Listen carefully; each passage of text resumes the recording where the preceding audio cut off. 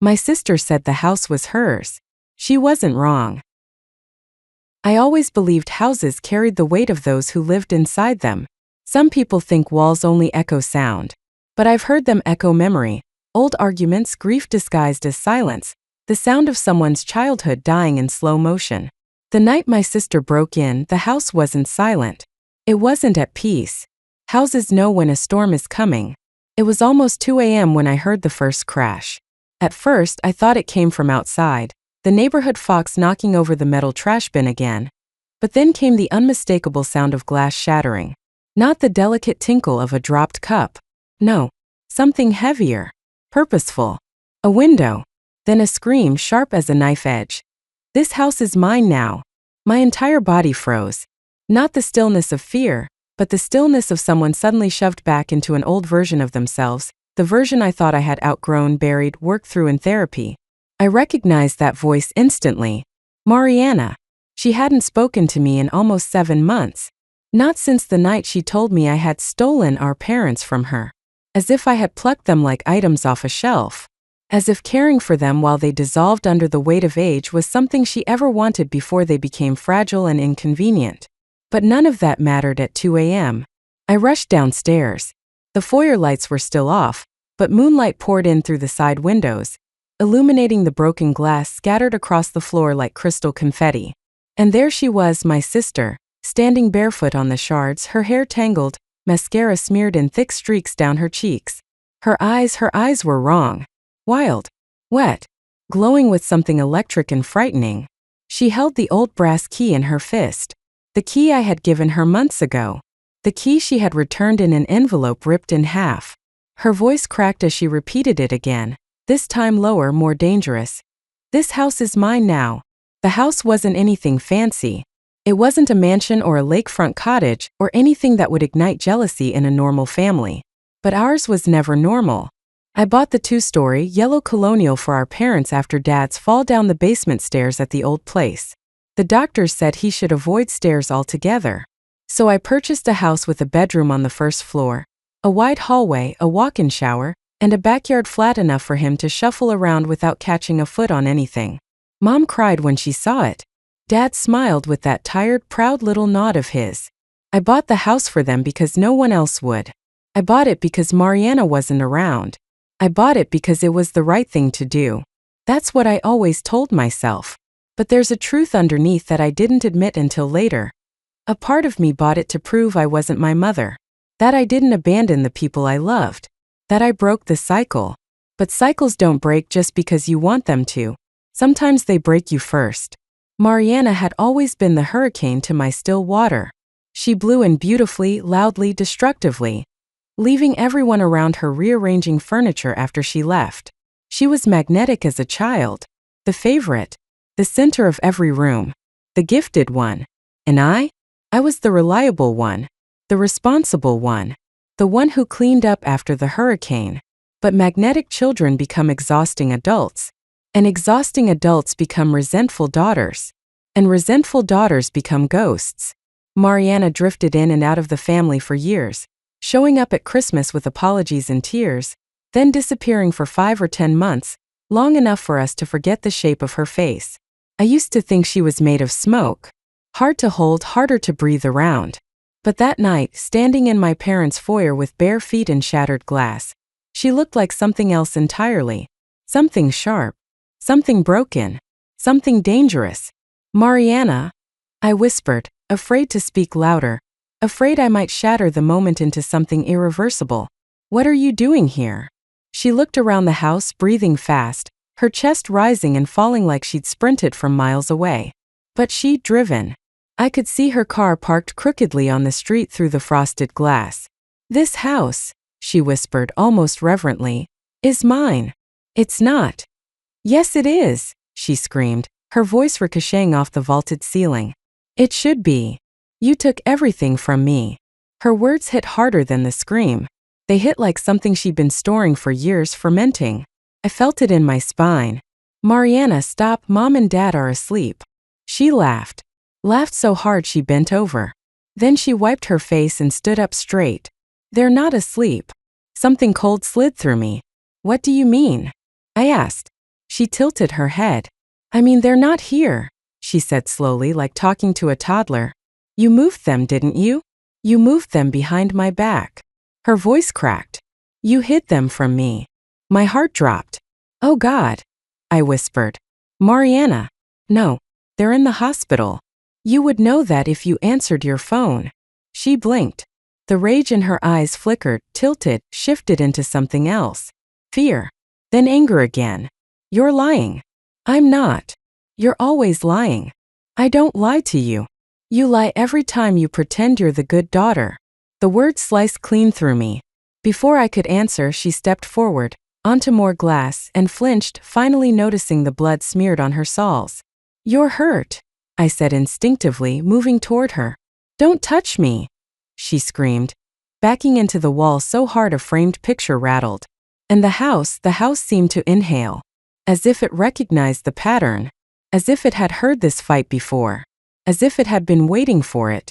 I need to tell you something before we go deeper. Everything I've told you so far is true. At least it's true the way I remember it.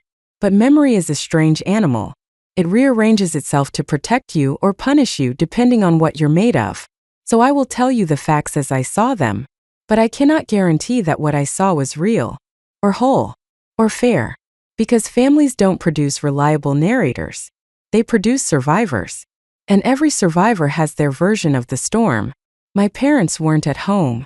That part was true. They had been hospitalized 2 days earlier after a carbon monoxide leak at the old house. A faulty furnace. A crack in the heat exchanger. A silent, invisible killer. I had been the one to find them. I had been the one to call the ambulance.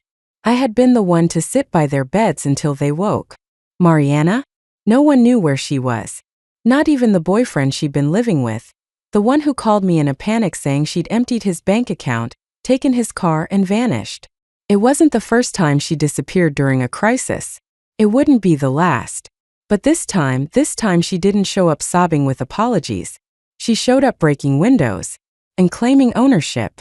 Why would you think this house is yours? I asked, trying to stay calm. Mariana's breathing grew uneven. Because they told me, she whispered. Who told you? They did.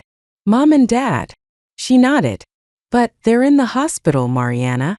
Before that, she said. They told me. They said this house was supposed to be mine. They promised me. They promised I'd always have a place. Her voice cracked again. And then you swoop in like always and take it. My stomach twisted. That's not what happened.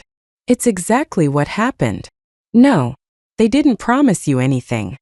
They did. Tears rolled down her cheeks. You weren't there. You never were. That's not fair. Life isn't fair to the less favored child, she spat. You should know. You benefited. My jaw clenched. Because here's the thing, I wasn't the favorite. Not even close. But in Mariana's story, I was the villain she needed. Mariana, I said softly, this house was never promised to anyone. I bought it with my own money. For them. Not for us. She looked at me with a face so broken it took my breath away. So I have nothing, she whispered. You're telling me I have nothing. Mariana. No, she said, wiping her eyes with the back of her wrist, smearing mascara across her knuckles like war paint. No, I'm telling you something. She stepped closer. I'm not leaving. That's when I smelled it. A faint chemical sweetness clinging to her clothes. Gasoline. My stomach dropped. Mariana, why do you smell like? She smiled. A tiny, eerie, satisfied smile. Because fires cleanse, she whispered.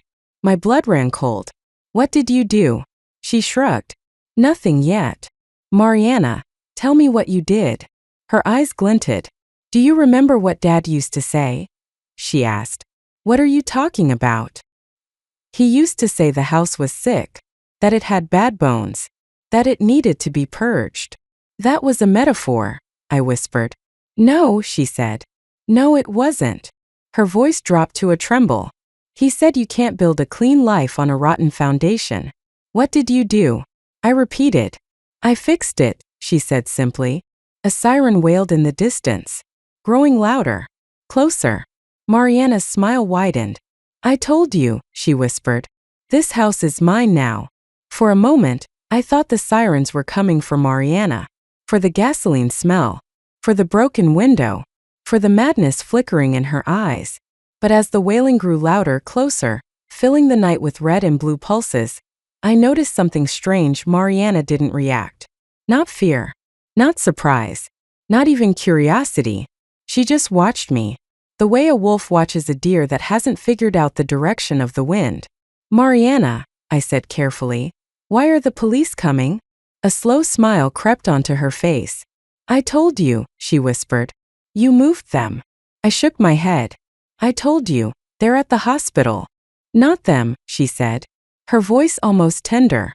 You. My breath caught. What do you mean me? She stepped closer, glass crunching under her feet in tiny heartbreaking snaps. You shouldn't have taken what was mine. Mariana, I don't know what you think You will. And then, without warning, she bolted toward the back of the house. I chased her on instinct, slipping on shards, adrenaline surging through my veins. But I wasn't fast enough. She was already sprinting through the kitchen, flinging open the back door, disappearing into the dark yard like a shadow splintering off the night. The sirens kept getting closer, and I realized they really were coming for this house. But why? A sharp knock at the front door. Then another. Police. Open up. I froze. Not because I thought I'd done something wrong, but because suddenly, I wasn't sure what I had or hadn't done. Memory is slippery under pressure. Details shift. Motives tangle. There are things I remembered clearly, until I tried to say them out loud. I flicked on the foyer light, stepped over glass, and opened the door. 2 officers stood on the porch, their uniforms glistening with mist from the cold night air. One older, one young. Both tense. Ma'am, the older one said, we received a call about a break-in at this address. Are you all right? A break-in. So someone had called this in. Had Mariana done it herself? Had a neighbor? Or my blood chilled? Who made the call? I asked. The officer hesitated. It came from inside the residence. My mouth went dry. No one else was here. Except the house phone in the kitchen. Except the landline Mom insisted on keeping for emergencies. No, that didn't make sense. I swallowed. I didn't call, I said. But my sister, she was here. She broke the window. She may have made the call. The younger officer stepped forward. Is she still inside? No. She ran out the back. Why did she break in? She thinks the house belongs to her. The older officer exchanged a look with the younger one. Not disbelief. Not confusion. Concern. Ma'am, he said gently, your sister. Does she have a history of mental health issues? I opened my mouth, closed it, opened it again. Did she? Or did our mother? Or did I? Sometimes I wasn't sure where the line was. Sometimes I wasn't sure if memory or trauma colored the answers. I don't know, I said quietly. We don't know everything about her. The officer nodded. May we come inside and take a look? I stepped aside. But as they entered the house, their flashlights sweeping across the foyer, across the kitchen doorway, across the photos on the wall, I felt something shift. Because suddenly the house, my parents' house, no longer felt like a home. Felt like a crime scene. And I didn't know what crime had happened. Yet, as the officers searched rooms, closets, the backyard, I leaned against the wall trying to slow my breathing. But a thought kept lurking at the back of my mind. What if Mariana was telling the truth? What if there was something our parents had promised her? A letter? A conversation they had before the leak? A secret agreement? My mother had always kept strange secrets, quiet deals, whispered promises, shifting loyalties. She moved her affections like chess pieces, rarely leaving them in one place long. And my father? He lived in the fog of his own regrets. They weren't cruel parents, but they were inconsistent. And inconsistencies breed resentment like mold. Ma'am? The older officer called from the living room. Yes. We found something. The bottom dropped out of my stomach. What did you find? He shined his flashlight behind the couch. On the floor. Under a throw pillow. A red gas can. Half empty. I shook my head. Then shook it again. No. That's not mine. That wasn't here earlier. My sister, she smelled like gasoline. She must have brought it. The younger officer knelt, examined the can, then looked at me. Your fingerprints are on it. My heart slammed against my ribs. That's impossible. We won't know for certain until forensics tests it, he said calmly. But visibly there are prints. Fairly clear ones. I didn't touch it, I whispered. I swear I didn't. The officers exchanged another look. And a seed of doubt, a small, sharp, poisonous seed, planted itself somewhere deep in my chest. What if I had touched it? What if I moved it earlier and forgot? No, I would remember that. Wouldn't I? Ma'am, the older officer said. Are your parents home? No. They're in the hospital. What hospital? St. Mary's. And how long have they been there? 2 days. The officer paused, brows furrowing. Do you have documentation? Admission papers? Anything? Yes, of course. I rushed to the kitchen drawer where I kept all the paperwork. Bills. Notes. Medication lists. Everything neatly filed, alphabetized, because that's the kind of daughter I learned to become. But as I pulled open the drawer, the folder was gone. Empty. The drawer was empty. I froze. The officers watched me. What are you looking for? The younger one asked. The hospital papers, I whispered. I swear I put them right here. The older officer gently cleared his throat. Ma'am, when was the last time you visited your parents? This morning, I said instantly. Then, wait, was it this morning? My voice trembled. I tried to remember. The hospital hallway. The smell of disinfectant. Dad's hands on the blanket. Mom's half-awake smile. Was that today? Or yesterday? Or my chest tightened. Why couldn't I remember? Why couldn't I remember something so simple? Ma'am, the younger officer said softly. Are you sure they're at the hospital? Yes, I said, but my voice shook. Yes, they have to be. The officers exchanged a look. And I felt something inside me unravel, like the hem of a sweater coming undone, one loop at a time. Because I suddenly realized, my memory wasn't reliable. My sister wasn't reliable. My parents weren't reliable. And maybe the truth wasn't reliable either. The officers continued checking the house, their boots echoing through halls that should have held warmth. I followed them numbly until they reached the basement door. Is this unlocked? The younger one asked. Yes, I said. There's nothing down there except old furniture. Still need to check. He opened the door. A cold draft rushed out, smelling faintly of damp earth and something older. Something metallic. He stepped down the first 2 wooden steps, shining his flashlight into the darkness. I watched his shoulders stiffen. Ma'am, he said quietly. Have you been down here recently?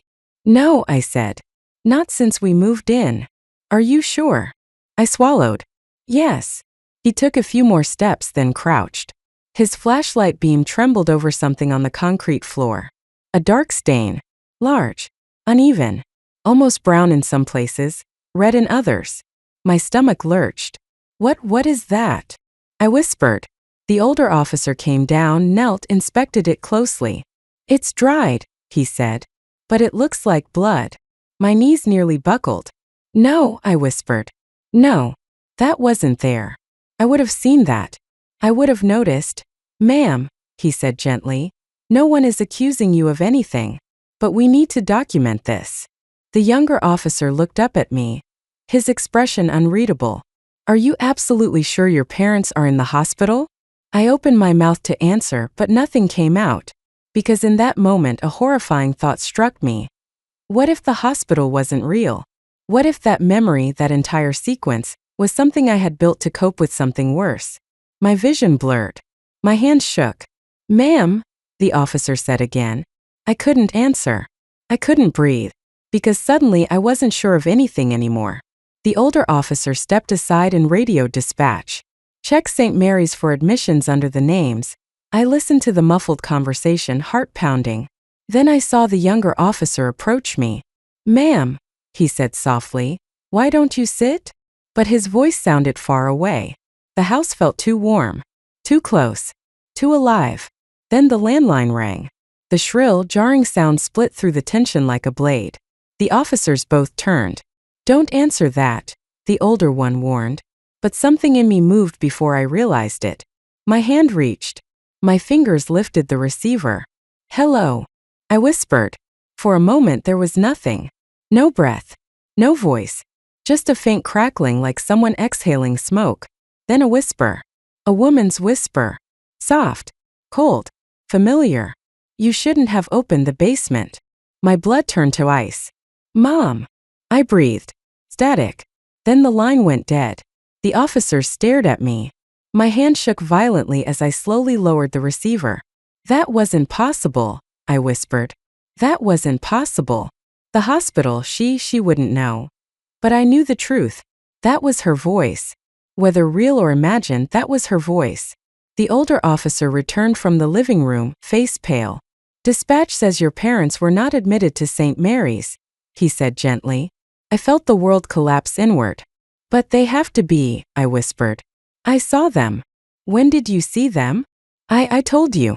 "This morning." "No, yesterday morning." "No, Thursday." Why can't I remember?"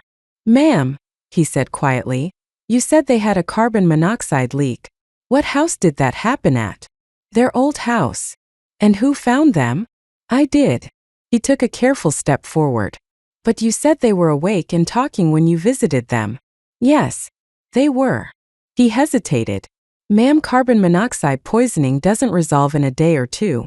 And if they were unconscious, they might not have woken up at all." His words hit like a sledgehammer. No, I saw them," I whispered. "I held their hands." "Are you sure?" My vision swayed. The room tilted. Because suddenly, horribly, I wasn't sure. About anything. And a cold realization slid through me like a blade.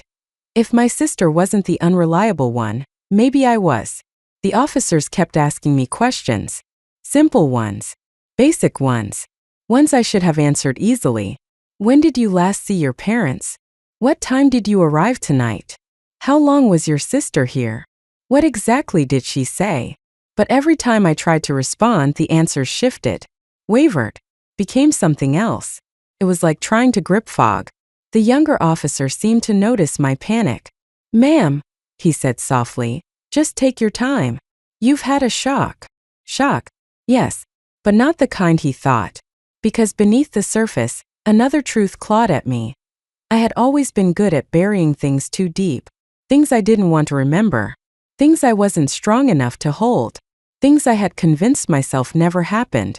But memory, like blood, has a way of resurfacing. Sometimes in places you least expect. Like the basement floor. The officers went downstairs again. This time with gloves, evidence bags, flashlights brighter than the sun. I stood at the top of the stairs, my hand gripping the cold wooden rail so tightly my knuckles turned white. The younger officer crouched by the stain again, running a small flashlight over its edges. "This didn't come from a surface cut," he murmured. "It's too much."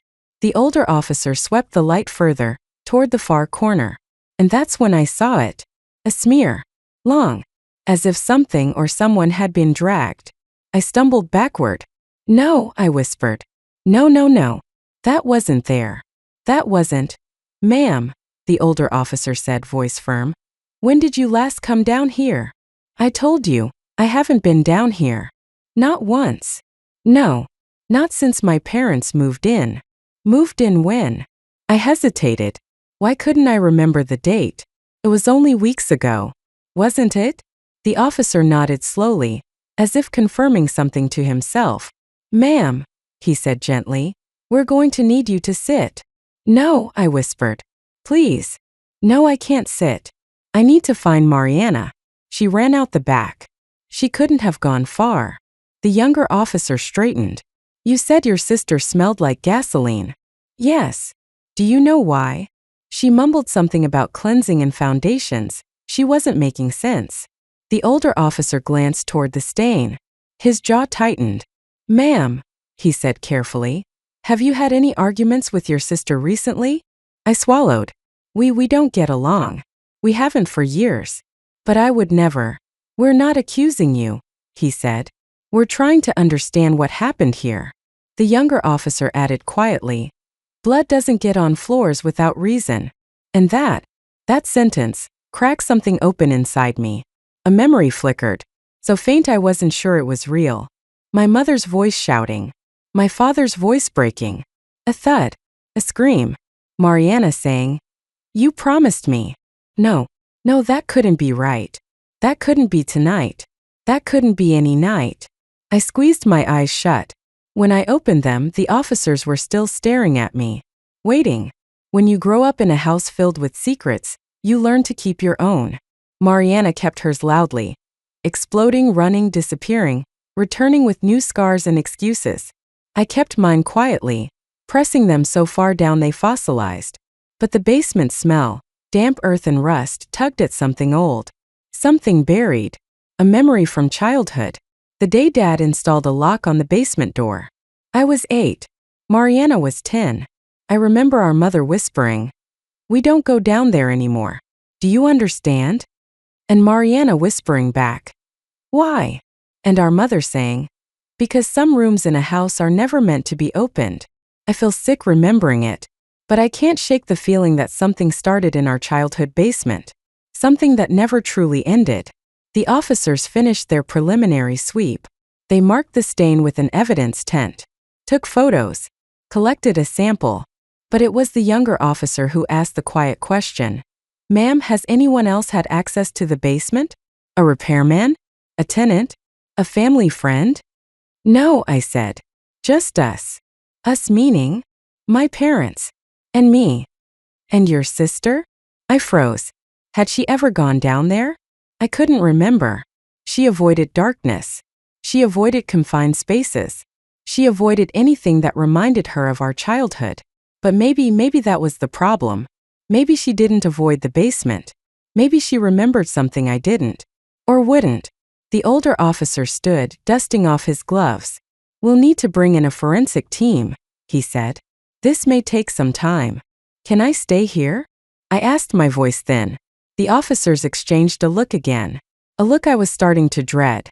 "For your own comfort, ma'am," the younger one said. "You might want to call someone to stay with you." But I had no one. Mariana was missing. My parents, my throat closed. "Did dispatch find any records?" I asked.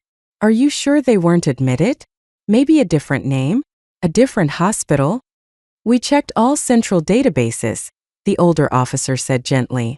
"There are no admissions under their names in the last 72 hours. 72 hours. 3 days. I felt dizzy. "Ma'am," he continued, "when did you last speak to your mother?" "This morning," I said instantly. Then, that wasn't right. It was last night. Or was it yesterday morning? Or my head throbbed. The younger officer stepped closer. "Ma'am, we need you to be honest. Even if the truth is confusing. Even if you're unsure. When did you actually see them last?" Tears stung my eyes. I don't know," I whispered. And that was the truth.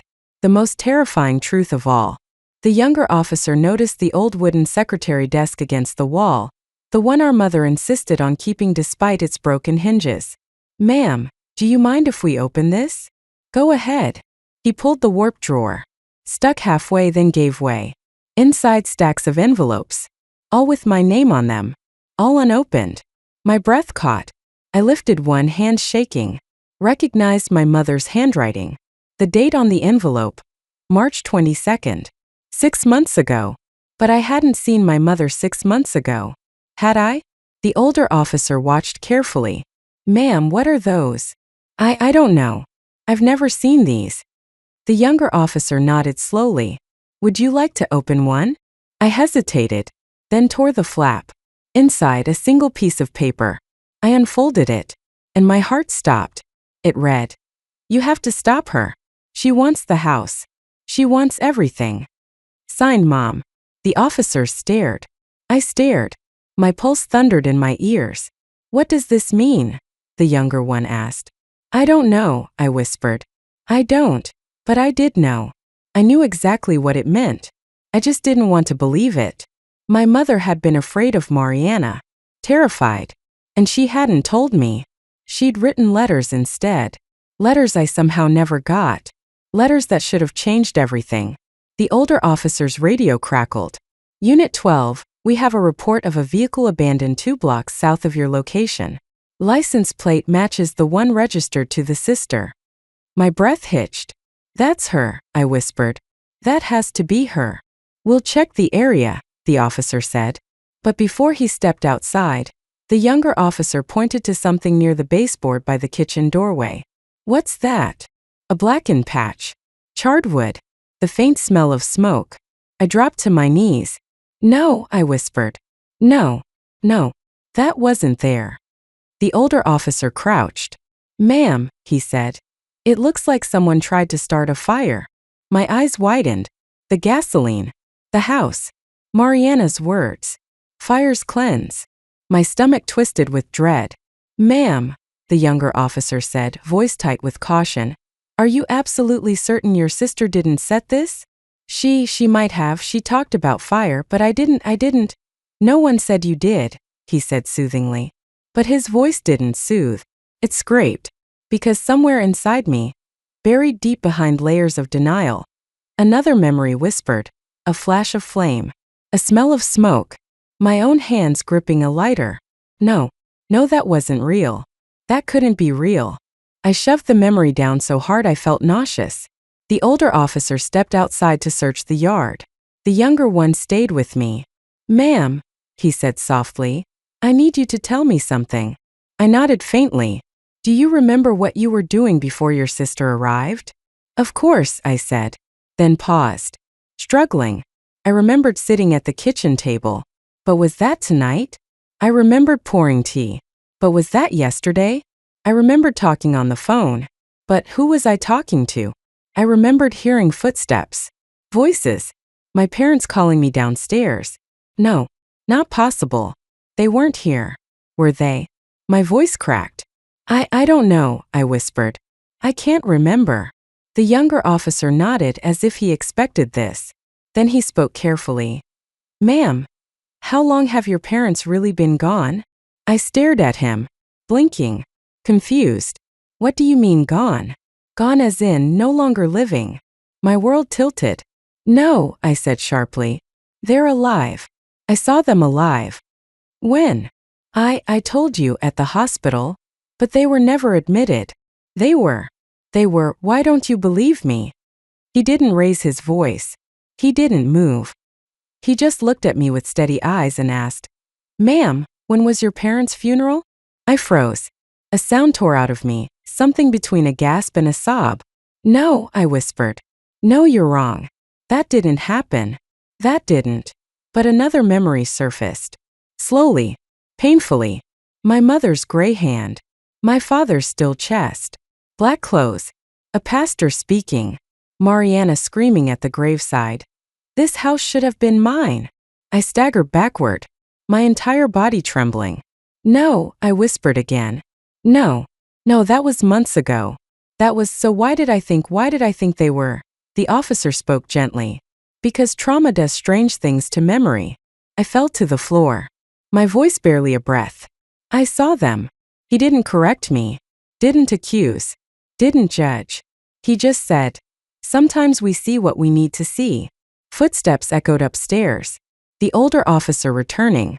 But before he reached the bottom step, the basement door slammed shut, hard, as if pulled by an invisible force. The younger officer sprang to his feet. Who's there? He shouted. Silence.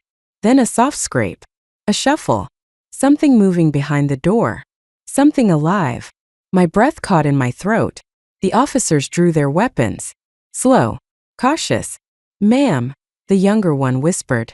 Get behind us. I backed away, my spine pressed against the wall.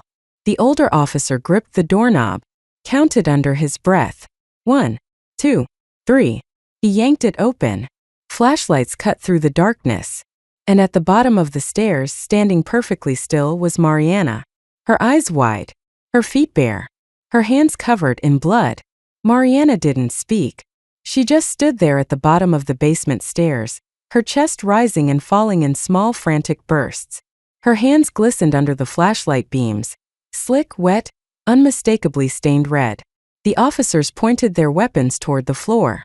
Keep your hands where we can see them, the older officer barked. Mariana blinked slowly, as if waking from a long and punishing dream. Then she lifted her hands, not in surrender, but in confusion. "Whose blood?" she whispered. A cold shiver ran down my spine. "Put your hands above your head," the younger officer ordered. But she didn't move.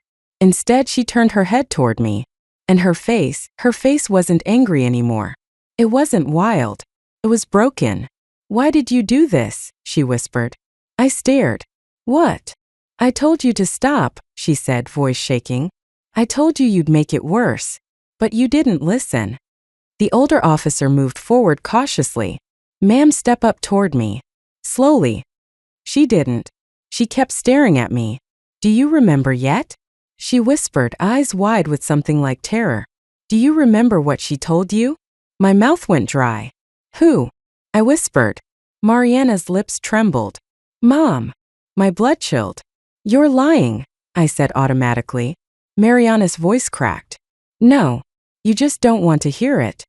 The younger officer descended a few steps, one hand stretched out. "Ma'am, let's step upstairs and talk, all right?" But Mariana shook her head, eyes still locked on mine. "You told me I was the broken one," she whispered. "But it was you. It was always you. And I didn't want to believe it until I saw the basement." My stomach twisted.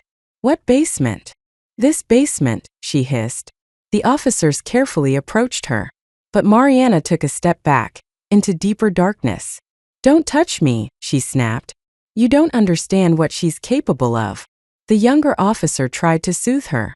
"I'm not going to touch you. Just come upstairs." She shook her head violently. No. She'll twist everything. She always does." Her gaze jerked back toward me. "You're doing it right now, aren't you? Making them think I did this." "I'm not," I whispered. "I swear I'm not." "You never swear without lying," she shot back.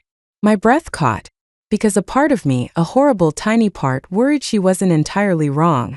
The officers reached her then. The moment their hands touched her arms, she screamed. An animalistic primal sound that sliced through the entire house. "Let go of me. She's lying. She's lying to all of you." The younger officer held her steady. "We just need to talk outside. Calm down." Mariana fought them for a heartbeat longer, then collapsed, sobbing. "It's not my blood," she whispered. I swear it's not my blood." The older officer guided her up the stairs, one hand gently supporting her elbow. And that's when I saw it. On the steps, where her bare feet had stood. Bloody footprints.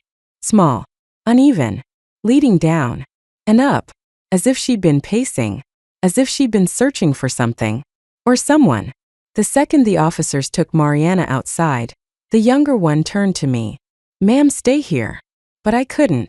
I followed him down the steps, each creak of wood echoing in my skull. The stain looked darker under the brighter flashlight. Not fresh, days old. But not months. The younger officer crouched. "This pattern," he murmured, tracing the smear with a gloved finger. "This wasn't just blood pooling. Something was dragged." My throat tightened. "Dragged," I whispered. He nodded. "Or someone." He followed the smear all the way to the back corner of the basement, where the concrete looked new, wrong. A patch of floor a shade lighter than the rest. He tapped it with his knuckle. "Hollow." My breath hitched. "No," I whispered. "No, that wasn't there when we bought the house." He raised an eyebrow. "You sure?" "Yes." But even as I said it, I wasn't entirely sure. The officer reached for his radio. "We need a forensic excavation team. Now." I stumbled backward until my spine pressed against the basement wall. My pulse drummed in my ears. The officer climbed back toward me. "Ma'am," he said quietly, "your sister claims someone told her this house was meant for her." "I know. Then she said your mother warned her." "Yes." He paused. "Did your mother leave you any letters? Any notes? Any indication about tensions in the family?" I swallowed. My mother hid things. She didn't communicate openly. But letters? No. I never got any letters. Except I had gotten a letter. Tonight. In the desk. "You have to stop her. She wants the house. She wants everything." The younger officer watched my face shift. "What are you remembering?" I hesitated. then pulled the note from my pocket with trembling fingers. He took it gently, scanning it with a furrowed brow. This handwriting, this is definitely older. Months. I never saw it until tonight. Are you certain? Yes. But my voice wasn't certain. Not even close. The officer folded the paper slowly. Your mother was afraid of someone. Yes. But we don't know who. I assume she meant Mariana. Or, he said carefully, she meant someone else. I stared at him, confused, shaking. Who else would she mean? He held my gaze, silent. But the answer hung in the air between us. Me. I didn't hurt anyone, I whispered. The officer nodded slowly. Okay. I didn't. I believe you. He didn't. I could hear it, the soft curve of his tone, the practiced calm of someone soothing a cornered animal. I would never hurt them, I said louder. He raised a hand calmly. I'm not saying you did. But someone had. Someone bled in this basement. Someone got dragged across this floor. Someone. I stumbled toward the wall, gripping the old shelving for balance. I need to think, I whispered. I need to remember. And suddenly a memory pierced through me. So sharp, so vivid it stole the air from my lungs. My mother in the kitchen. Her voice low. Her eyes frightened. Don't let her in, she had whispered. Promise me. And I had promised. But which her did she mean? Mariana? Or myself? The younger officer's voice broke through. Ma'am, I need you to come upstairs. For your safety. For my safety? I whispered. He paused. No, for everyone's. On the main floor, the older officer kept Mariana seated at the dining table, her wrists lightly cuffed. Her eyes were red, swollen, ruined with panic. The moment she saw me, she flinched. Don't let her come near me, she told the officers. Please don't let her near me. My heart dropped. Mariana, I whispered. I'm not going to hurt you. You already did. The room twisted around me. No, I said. No, I didn't. Yes, she choked. You did. You always have. What did you see? I asked, voice raw, shaking. She shook her head violently. I'm not saying it. I'm not. If I say it, she'll twist it again. Say what? That night, she whispered. What night? She looked up at me, eyes gleaming with something between rage and terror. The night they died. My breath snagged in my throat. Mariana continued. You told me it was an accident. It was an accident. It wasn't. My legs gave out. I clutched the back of a chair to stay upright. The older officer leaned in. Ma'am, what exactly are you claiming happened? Mariana closed her eyes. When she opened them again, they were filled with something awful. Something familiar. Grief. She locked the door, she said. And she turned on the furnace. No, I whispered. No.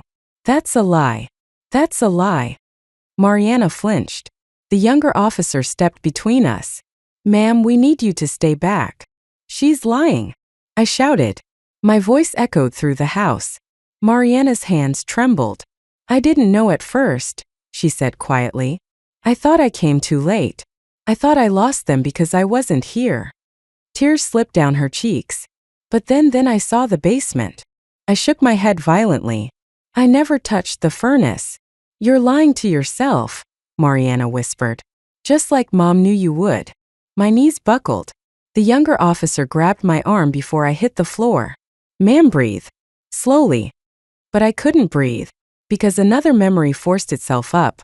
A horrible one. The old house. My father yelling. My mother crying. The smell of gas. My hands on the control knob. I shoved the memory away so violently I nearly screamed. I would never hurt them, I choked out. Mariana's voice cracked. You already did. And then she added the words that broke me in half. You didn't buy them a new house. You bought yourself a clean slate. The front door banged open. Another officer rushed in. Unit 12. We found something behind the house. Everyone froze. What? The older officer asked. The new officer swallowed hard. A shallow grave, he said. My heart stopped. There's a body, he continued. Who? I whispered. He hesitated. It appears to be an older female. My legs buckled. A sound escaped my throat, raw animal broken. No, I whispered. No. That's not no. No. The older officer reached for his radio. Close off the backyard. Get forensics. I pressed my hands to my face. No, I sobbed. No, this is wrong. This is wrong. And then from the dining table, Mariana whispered. I told you. The younger officer turned to me quietly. Ma'am, we need to ask you one last thing. I looked up. Eyes streaming. Hands shaking. He asked. Is your mother actually buried where she was supposed to be? I couldn't answer. Because deep inside, a terrible, monstrous part of me already knew the answer. The house's backyard blazed with light flood lamps, flashlights, the stuttering white flicker of forensic photography. Officers moved like silhouettes, bending, kneeling, whispering urgently. I watched from the dining room window, my breath fogging the glass. They were digging. But it wasn't the digging that terrified me. It was the sobbing. Not mine. Mariana's. She sat cuffed in a dining chair, face in her hands, shaking, repeating the same 3 words like a prayer. I told you. I told you. I told you. The words carved through me. The younger officer guided me to a chair across from her. Ma'am, he said gently, we need you to stay seated. I didn't do this. I whispered, my throat burning. I didn't. I swear. No one is saying you did. But he said it in the tone that meant everyone was thinking exactly that. The older officer entered from the yard. His face was pale, set, unblinking. We've uncovered clothing, he said. And what appears to be human remains. My vision tunneled. Female, he added. Gray cardigan. White hair. Small frame. My stomach flipped. A gray cardigan. My mother had dozens. But one when she wore the day she... My lungs seized. The younger officer knelt beside me. Ma'am, did your mother ever wander? Confusion, dementia, disorientation. No, I whispered. Then, I don't know. And then, I think I don't know. He exhaled slowly. Okay, that's honest. But honesty didn't help. Honesty felt like drowning. Mariana lifted her tear-streaked face. Her voice came out raw, jagged. Tell them the truth. What truth? I snapped. The night they died. They didn't die here. They did, she whispered. No, I said louder. No. They died because of the furnace leak. At their old house. I found them. I called 911. Mariana shook her head slowly, sadly. You didn't call anyone. I remember calling. No, she said. You remember wanting to call. Her voice softened, not kinder but more certain. You were down there with them. My heart stuttered. No. You were screaming at Dad. No. You were crying to Mom. No. You told them you were tired of taking care of everyone. My mouth opened but no sound came. Because her words weren't impossible. And the worst truths always fit too well. You said they never appreciated you. You said everyone used you. You said the house would finally be yours. No, I whispered, barely breathing. I never said that. But a horrible tremor shook me. Because I did remember crying. I did remember yelling. I did remember saying I was drowning. But did I say those words? Did I? Or did Mariana plant them in me until they felt like memories? I didn't know. God, I didn't know. The older officer pointed toward the backyard. Ma'am, tell us honestly. Did your mother ever visit this house? Yes, I whispered. She did. When we first bought it. And after that? Yes. Then wait. Was that true? I blinked hard. A memory of Mom in the kitchen flickered. Then shifted. Then vanished. Think carefully, he said. When was her last visit? I don't. The words wouldn't form. Because a terrifying possibility struck me. What if that memory of her in the kitchen was the last time she was ever in any kitchen? I felt faint. The officer pressed on. Did she ever come here after your father passed? Passed. I whispered. Another blow. Another memory I should have had. Another memory I didn't trust. My father. When did he die? Did I go to the funeral? Did I remember the funeral? Or did I remember remembering it? I grabbed the table to keep from collapsing. The landline rang again. Everyone froze. The officers exchanged glances. The older one signaled for silence. The phone kept ringing. Sharp, shrill, demanding. The younger officer reached it first. He lifted the receiver carefully. Hello? This is the police. Static. Crackling. A faint distant hum. He frowned. Hello? Can you speak up? A breath. Then a whisper. So soft I couldn't make out the words. But the reaction on the officer's face. His eyes widening. His jaw clenching. He held the phone toward me. Ma'am. This voice asked for you. My heart slammed against my ribs. I pressed the receiver to my ear. Mom. I whispered. Static. Then, you shouldn't have come back. I dropped the phone. Screamed. Stumbled backward into the table. The room spun violently. Mariana shrieked, kicking her chair, struggling against the cuffs. See, she screamed. She's still here. She's still with you. The older officer grabbed the phone.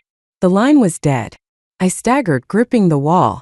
She's alive, I whispered. She's alive, she has to be, she just called. No, the younger officer said firmly. Phone lines can replay old messages. They can glitch. Or someone can tamper with. This wasn't a replay. I snapped. She said something new. Ma'am. She's alive. But the backyard lights told another story. Officers were lifting something from the earth. A tarp. A stretcher. A shape. Small. Still. Wrapped. Mariana sobbed so hard her entire body convulsed. She didn't deserve this, she choked. She didn't deserve you. The younger officer touched my shoulder gently. We're going to need a DNA confirmation, but the body… No, I whispered. Matches your mother's general description. No. And the decomposition stage suggests. No. She has been dead for several weeks. Something snapped inside me. No. I lunged toward the backyard. 2 officers caught me instantly. Ma'am, stop. I screamed until my throat tore. Mom. Mom. But the tarp remained still. Silent. Grief ripped through me like claws. But beneath the grief, something darker stirred. Something like recognition. As if some buried part of me whispered, you knew. You always knew. The officers wrestled me back into the house. Mariana watched me with hollow, trembling eyes. Do you understand now? She whispered. No, I sobbed. No, I didn't kill her. I would never. You didn't kill her, Mariana said. I froze. I'm not saying you killed her. Her voice went eerily soft. I'm saying you hid her. My breath stopped. What? You panicked, she whispered. You couldn't handle it. You shut down. You forgot. You forget everything you can't cope with. No. You told me not to tell anyone. You said she'd be safe here. No and no. You said you didn't want Dad to suffer. My knees buckled. You said you'd take care of it. Stop, I screamed. But she didn't stop. You buried her, and when the grief hit, you erased it. The room collapsed around me. No, I whispered, shaking uncontrollably. No, I didn't bury her. I couldn't. You did, Mariana cried. You just made yourself forget. The younger officer spoke softly. Ma'am, is there a chance your sister is telling the truth? No, but the word felt thin. Weak. He held my gaze. Have you ever experienced dissociative episodes? Yes, I whispered before I could stop myself. Years ago. After something bad. What bad thing? I closed my eyes. An image surfaced. The old basement. Dad's belt. Mom screaming for him to stop. Mariana hiding. Me standing still, paralyzed as everything broke at once. I shook the memory off violently. Ma'am. I don't know, I whispered. Is it possible, he continued, that you buried your mother during an episode and suppressed the memory? I wanted to say no. I wanted to scream it. But I couldn't. Because deep inside, a locked door creaked open. Behind it, a memory I had forced myself to forget. A memory I sensed but didn't dare face. Not yet. The officer nodded slowly. Ma'am, he whispered. We need to finish searching this house. My lips trembled. Why? He pointed toward the basement stairs. Because if your mother is buried outside, he swallowed hard, then we need to find out who the blood in the basement belongs to. The officers widened their search. Drawers opened. Closets emptied. Flashlights carved the darkness into sharp slices. But the worst sound of the night wasn't the digging outside, or the crying from Mariana, or my own ragged breathing. It was the soft, rhythmic tapping coming from beneath the basement floor. A tap. Pause. Tap. Pause. Like someone beating faintly against the concrete from underneath. The younger officer heard it first. His entire body went rigid. Then he whispered, "There's someone under the slab." My heart plummeted. "No," I breathed. "No, there can't be, there can't." The tapping stopped. Silence. Not comforting silence. Not dead silence. The silence of someone listening. The forensic team arrived with equipment, ground-penetrating radar, chisels, hammers, masks. They cordoned off the area. The officers moved me upstairs, away from the basement door, but I could still hear the echo of tools on concrete. Then a crack. Then a crumble. Then, "Oh my God," one of the techs whispered. I tried to stand. The younger officer put a hand on my shoulder firmly. "Sit. I need to see." "You don't." But I did. Because if I didn't see it, if I didn't face it, it would twist into something worse in my mind. I pushed past him, stumbled to the basement steps, and peered down. The forensic team had broken through the slab. A cavity yawning beneath. Dark. Shallow. Large enough to hide. I started shaking violently. "What's in there?" I whispered. A tech shined a light into the hole. And the light caught canvas. Fabric. A sleeve. A human arm. Rotting. Shriveled. Reaching upward. Reaching as if the person had tried to claw their way out. The tech gagged. Another whispered, "It's another body." I collapsed onto the steps, unable to breathe. Not one body. Two. Two bodies. One in the yard. One under the slab. Which meant the younger officer knelt beside me. "Ma'am," he said softly, "you need to tell us who else lived here." "And a no one," I whispered. "Who could the second body be?"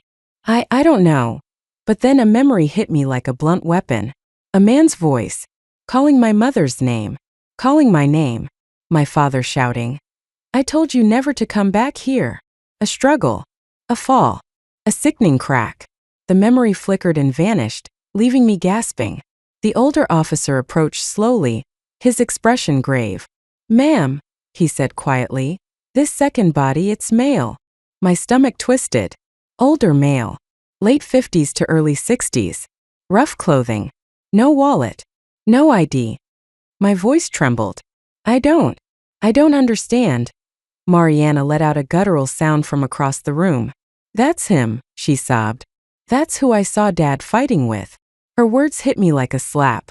"Dad never fought with anyone," I snapped automatically. But the moment I said it, I knew it wasn't true. Dad fought with everyone, especially family, especially people who tried to interfere, especially people Mom let too close. "Who was he?" the older officer asked. Mariana's voice broke. "Her real father." The world tilted. "No," I whispered. "No, that's impossible. We have the same father. We always." Mariana shook her head violently. "No. You have his eyes. I don't. I never did." I stared at her, then stared at the male body under the slab, and something inside me crumbled. Because deep inside, I had always known something was off. My mother's weird evasions. The time she flinched when Mariana touched her. Dad's insistence that some people aren't welcome in this house. I remembered a stranger coming when I was small, tall, quiet, with the same dark hair as Mariana. I remembered Dad screaming. I remembered Mom crying. I remembered, oh God. I remembered the smell of gasoline. "You already know what happened," Mariana whispered. I saw it. I shook my head in denial. But she kept going. "You came home." Mom was crying. Dad was furious. That man, my real father, came to take me away. He said he wouldn't let Dad hurt her anymore. I felt the world spinning too fast. "You followed them downstairs," Mariana said. "You followed the shouting." "No. They fought at the furnace." "No and no." The man hit Dad with the wrench. My breath stopped. And Dad hit back. I tasted iron in my mouth. "And you?" She pointed at me, hand trembling. You turned the gas line because Dad screamed at you so loud you lost control. My vision blurred.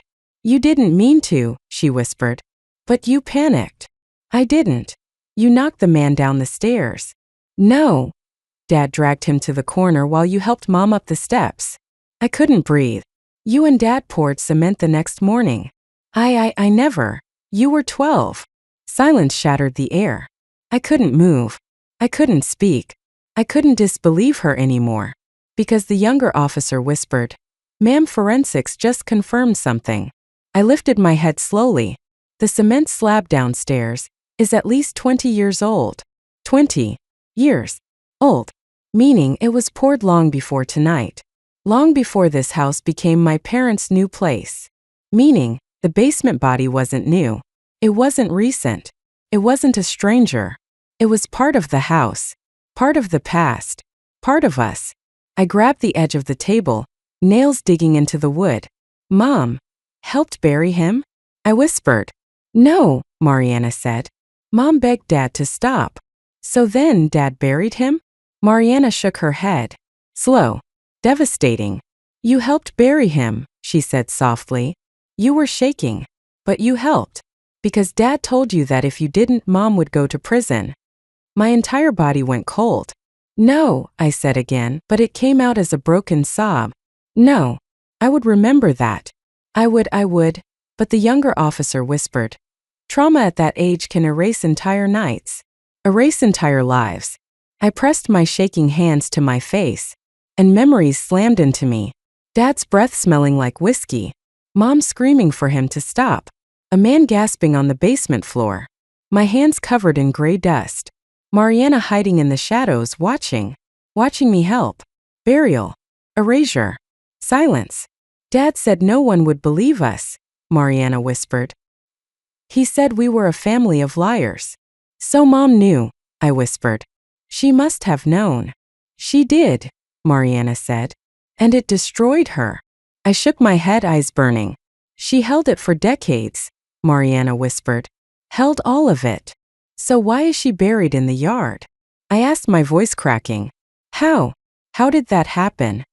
Mariana sobbed into her cuffed hands. Because she finally tried to tell. She finally broke. My breath caught. For years she stayed for us, she whispered. But after Dad died, after he wasn't here to control her anymore, she finally said she was going to the police. The truth slammed into me like a fist. And you told her not to, Mariana whispered. No, I whispered. No, I would never. You begged her, she said. Because you were terrified you'd go to prison. You said you didn't remember anything. You said you'd lose everything. Tears streamed down my face. Stop, I whispered. Please stop. And she said she was sorry. She said she should never have dragged us into their mess. She said she loved you. My throat closed. But you didn't let her go, Mariana said. You grabbed her arm. You screamed. She fell. Her voice shook violently. You didn't kill her on purpose. She hit her head. She died instantly. I collapsed to the floor. No, no, no.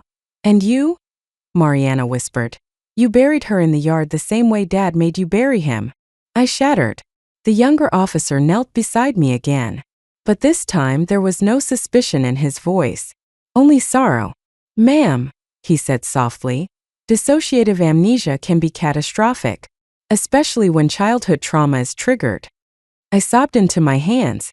I didn't mean to, I whispered. I didn't mean to hurt anyone. I know, he said. You believe me? I choked out. He nodded. I do. But belief doesn't undo truth. And the truth was I had lived in a house built on secrets. And I had become the keeper of them, the architect of silence, the heir to the violence. And I had buried both the sins and the sinners. The older officer approached quietly. Ma'am, he said, voice gentle but firm. There's one more room we need to enter. I looked up weakly. What room? The locked one at the end of the hall. I blinked. Hall? Locked? I don't know any locked room. He exchanged a glance with the younger officer. We tried the knob earlier, he said. It's bolted from the outside. As if someone didn't want the door opened. Mariana's head snapped up. Her voice cracked. Don't open it.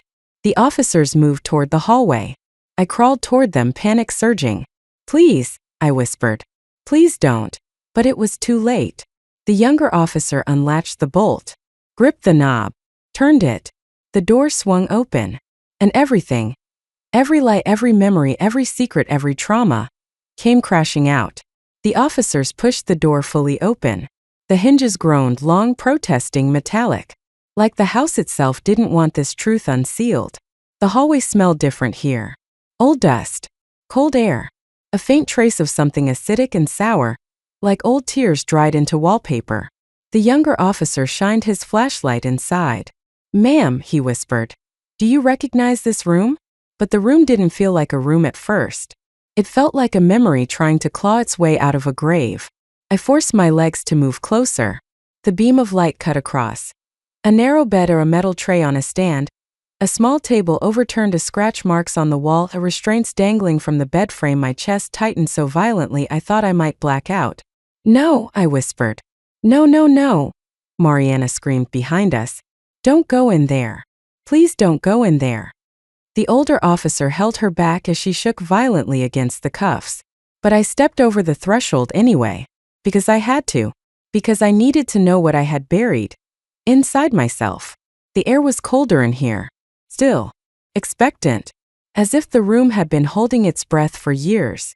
The younger officer moved carefully, not touching anything. Ma'am. This looks like a sick room. A sick room. Yes. But not a normal one. Not one with medical care. One with containment. One with fear built into the walls. My voice came out small.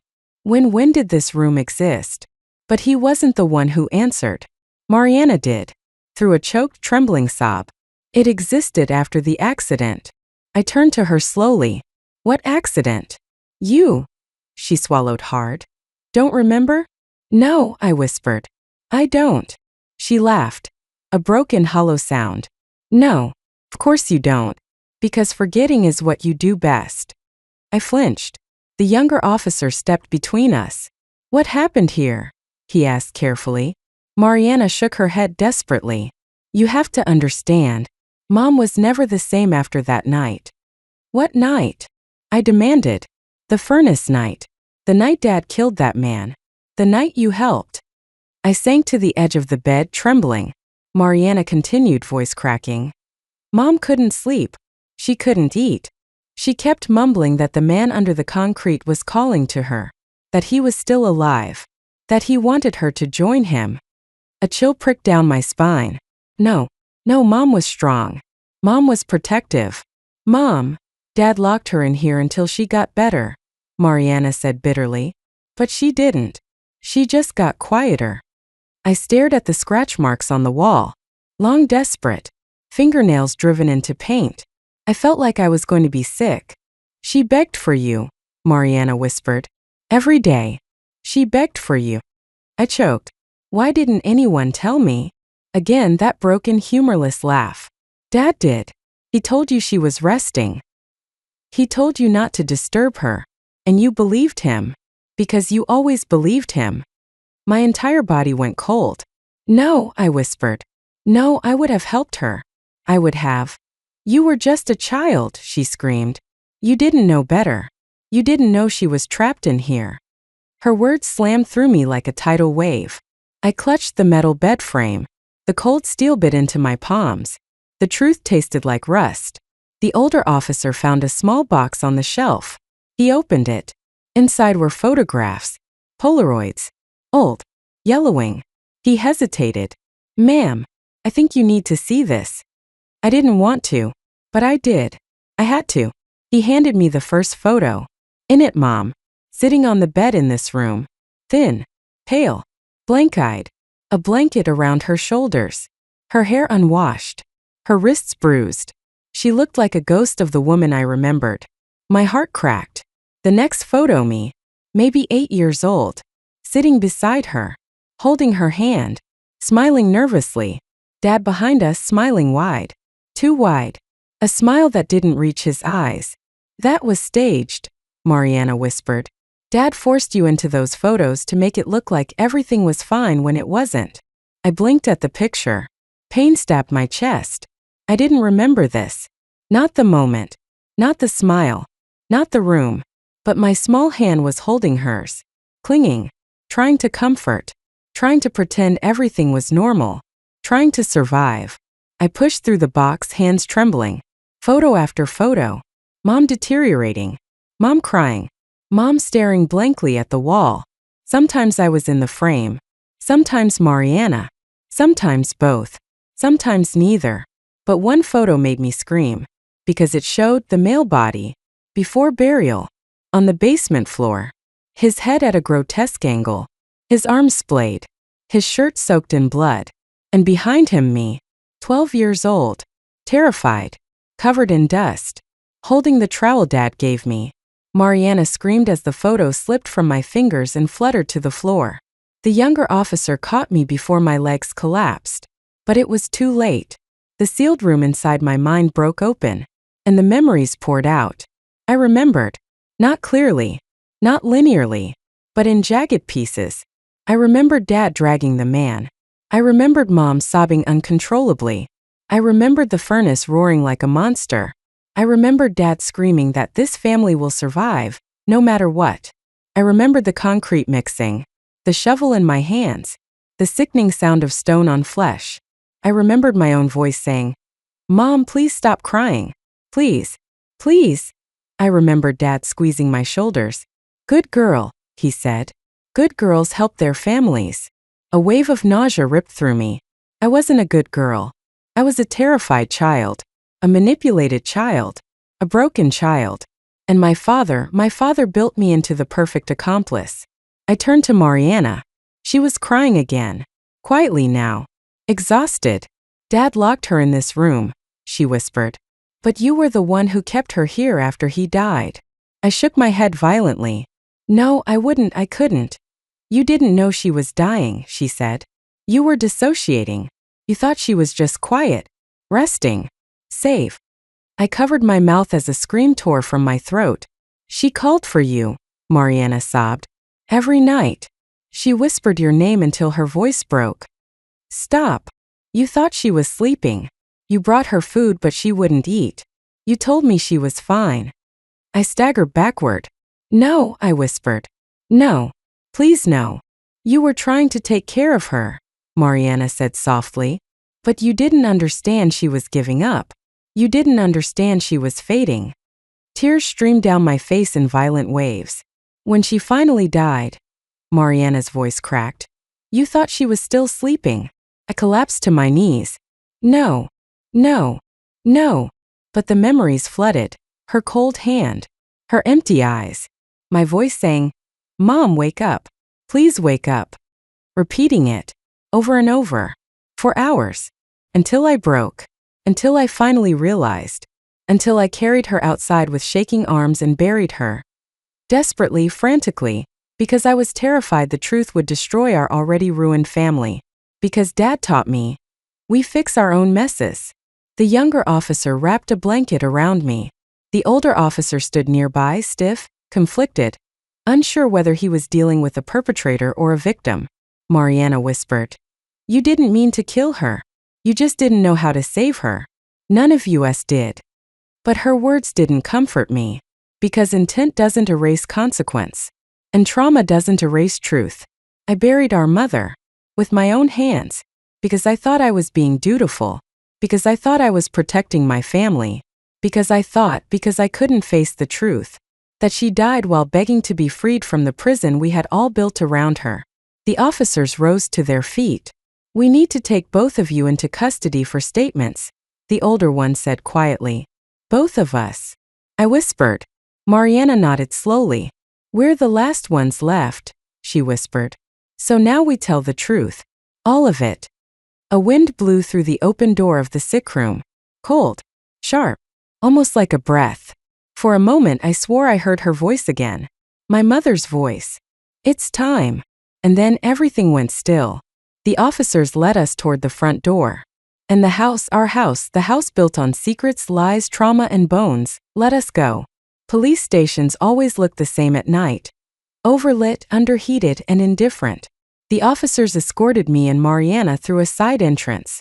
We were separated immediately, 2 doors, 2 hallways, 2 different realities. Mariana looked back once. Her eyes were swollen, raw, terrified. For a moment she didn't look like my rival. My mirror. My broken counterpart. She looked like a child again. Like the child we both were once. Caught in a house where love was conditional and loyalty was demanded with fists and secrets were worth more than safety. Then an officer guided her away. And I was alone. An old metal table. 2 chairs. A camera in the corner. A stack of tissues someone thought was kind. The younger officer, the one who had looked at me like a human being rather than a suspect, sat across from me. He placed a recorder on the table. "Are you comfortable?" he asked. "No." "Do you need water?" "No." "Do you need a break?" "No." He nodded slowly, then hit the red button on the recorder. "Interview with..." He paused gently. "Please state your full name." I did. My voice cracked twice. He continued. "Can you tell me in your own words what you remember of tonight?" My hands trembled under the table. I remember my sister breaking in. I remember the gasoline smell. I remember the basement. I remember the grave. "And before tonight?" he asked softly. I swallowed. Everything's mixed together, like a deck of cards tossed in the air. "That's okay," he said. "Let's go slowly." But slow didn't help, because the memories didn't come in order. They came like shards. Sharp. Disjointed. Bloodied. "I remember my mother screaming," I whispered. "I remember my father shouting. I remember a man on the floor. I remember the cement mixer. I remember my mother in the locked room. I remember her calling my name. I remember burying her. I remember thinking she was asleep." The officer didn't interrupt. He didn't judge. He just listened. And when I finally stopped shaking, sweating, breathless, he asked the question that mattered. "Did you ever intend to harm your mother?" My whole body recoiled. "No," I whispered. "Never. I loved her." "Did you intend to hide her death?" My throat closed. "No," I said again. Then softer. I didn't understand what was happening. I didn't understand anything. Thought I was doing what she wanted. I thought Dad's rules still applied. He nodded slowly. "We're going to have you evaluated by a trauma specialist," he said. "Tonight." I blinked. "Am I under arrest?" He exhaled. "You're not under arrest for murder, but you may be held for psychological observation."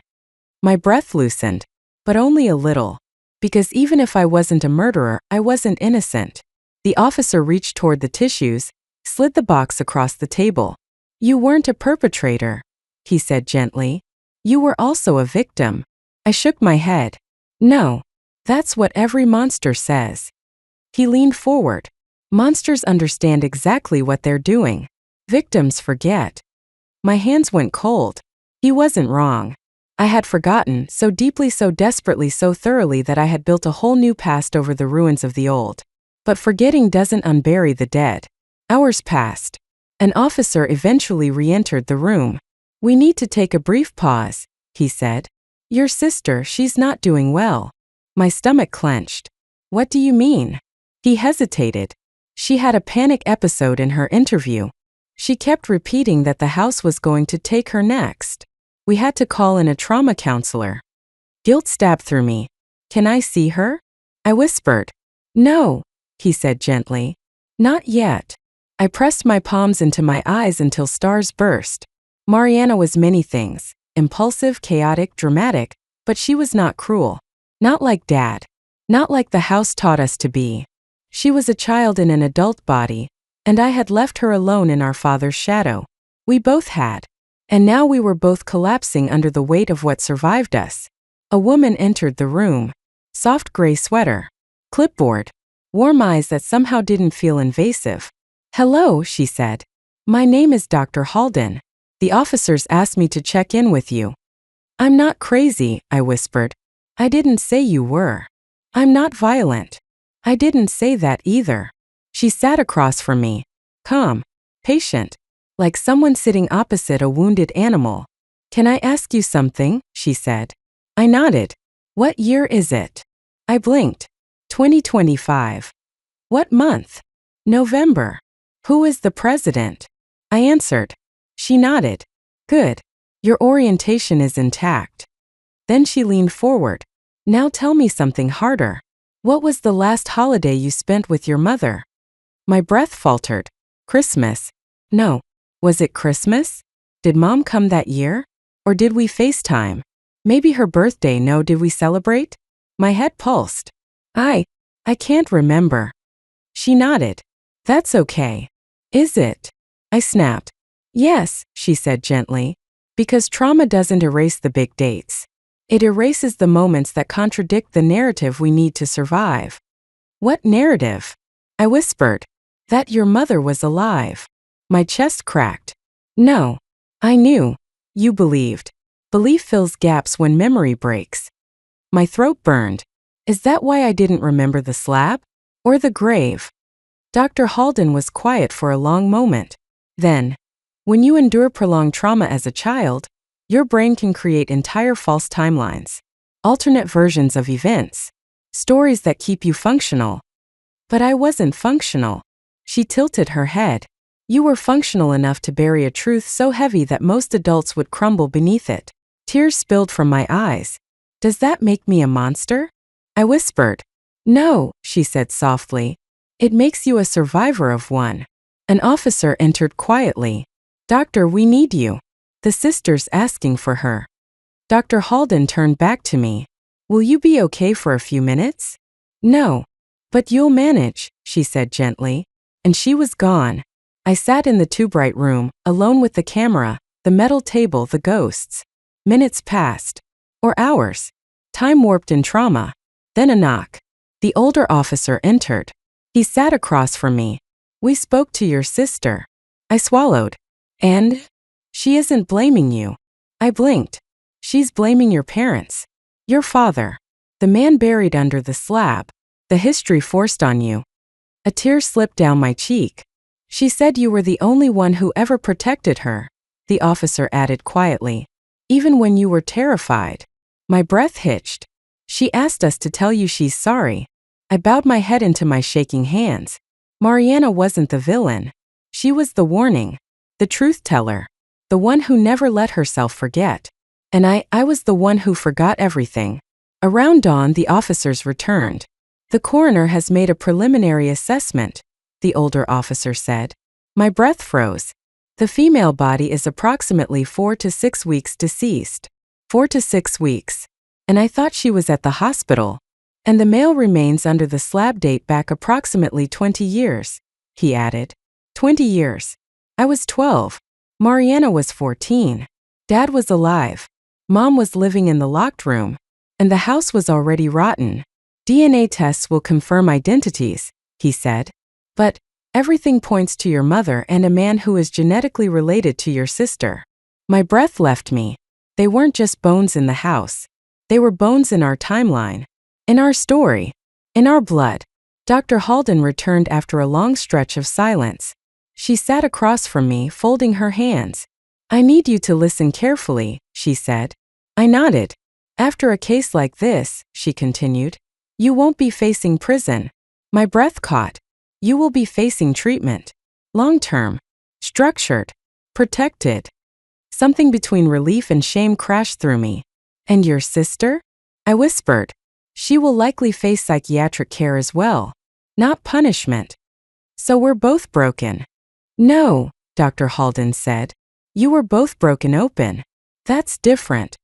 I stared at the table. Will we ever be the same? I whispered. No, she said truthfully. Trauma changes the architecture of a family. But will we survive? She exhaled. That depends on whether you're willing to accept reality. My voice shook. What if I can't handle reality? Then, she said softly, you create a new one that isn't built on fear or silence. I covered my face with my hands. I didn't know if I could do that, but I knew I wanted to try. For me. For Mom. For Mariana. For the past we couldn't change. And the future we might still save. They moved me to a different room. A quieter one. A softer one. A room without cameras. A room meant for someone fragile. The sun began rising outside the small window. Light spilled in. Pale. Slow. New. For the first time in hours, maybe years, I felt something warm on my skin. A tiny flame of hope. A beginning. A chance. Someone opened the door. It was Dr. Halden again. "Are you ready?" she asked. "For what?" "For what comes next." I nodded slowly, not because I felt brave, but because the house was behind me now, and I was still alive. They moved me to a short-term psychiatric evaluation wing inside the station, not a cell, not a hospital room, something in between. A space for people whose minds were caught between past and present. The air smelled of antiseptic and old plastic. Someone down the hall sobbed softly every few minutes. A nurse walked by humming off-key. I sat on the edge of the bed, fingers twisted in the thin gray blanket. And for the first time in my adult life, I felt like a child again. Alone. Small. Disoriented. But then a gentle knock. I looked up. An officer stood in the doorway guiding someone inside. Mariana. But different. Her wrists no longer cuffed. Her hair pulled back. Her face scrubbed of mascara streaks. Eyes red and swollen, yes, but clear. She didn't look angry. Or wild. Or unhinged. She looked fragile. The officer stepped back. "I'll be right outside," he said. The door closed. For a long stretch, neither of us moved. Then she whispered, "Hey!" My chest twisted. "Hey," I whispered back. She took a tentative step forward. "Dr. Halden thought it might help if we talked." I nodded slowly. Mariana sat on the floor, leaning her back against the wall. Not on the bed. Not close. But not far away either. Halfway between safety and connection. Exactly like us. The quiet stretched. Tight. Dense. Unfamiliar. Growing up, silence meant something terrifying was about to happen. Dad's anger. Mom's collapse. A secret being buried. A threat being made. A lie about to be told. But this silence was different. It wasn't dangerous. It wasn't pressurized. It was simply room. Room to breathe. Room to hurt. Room to speak.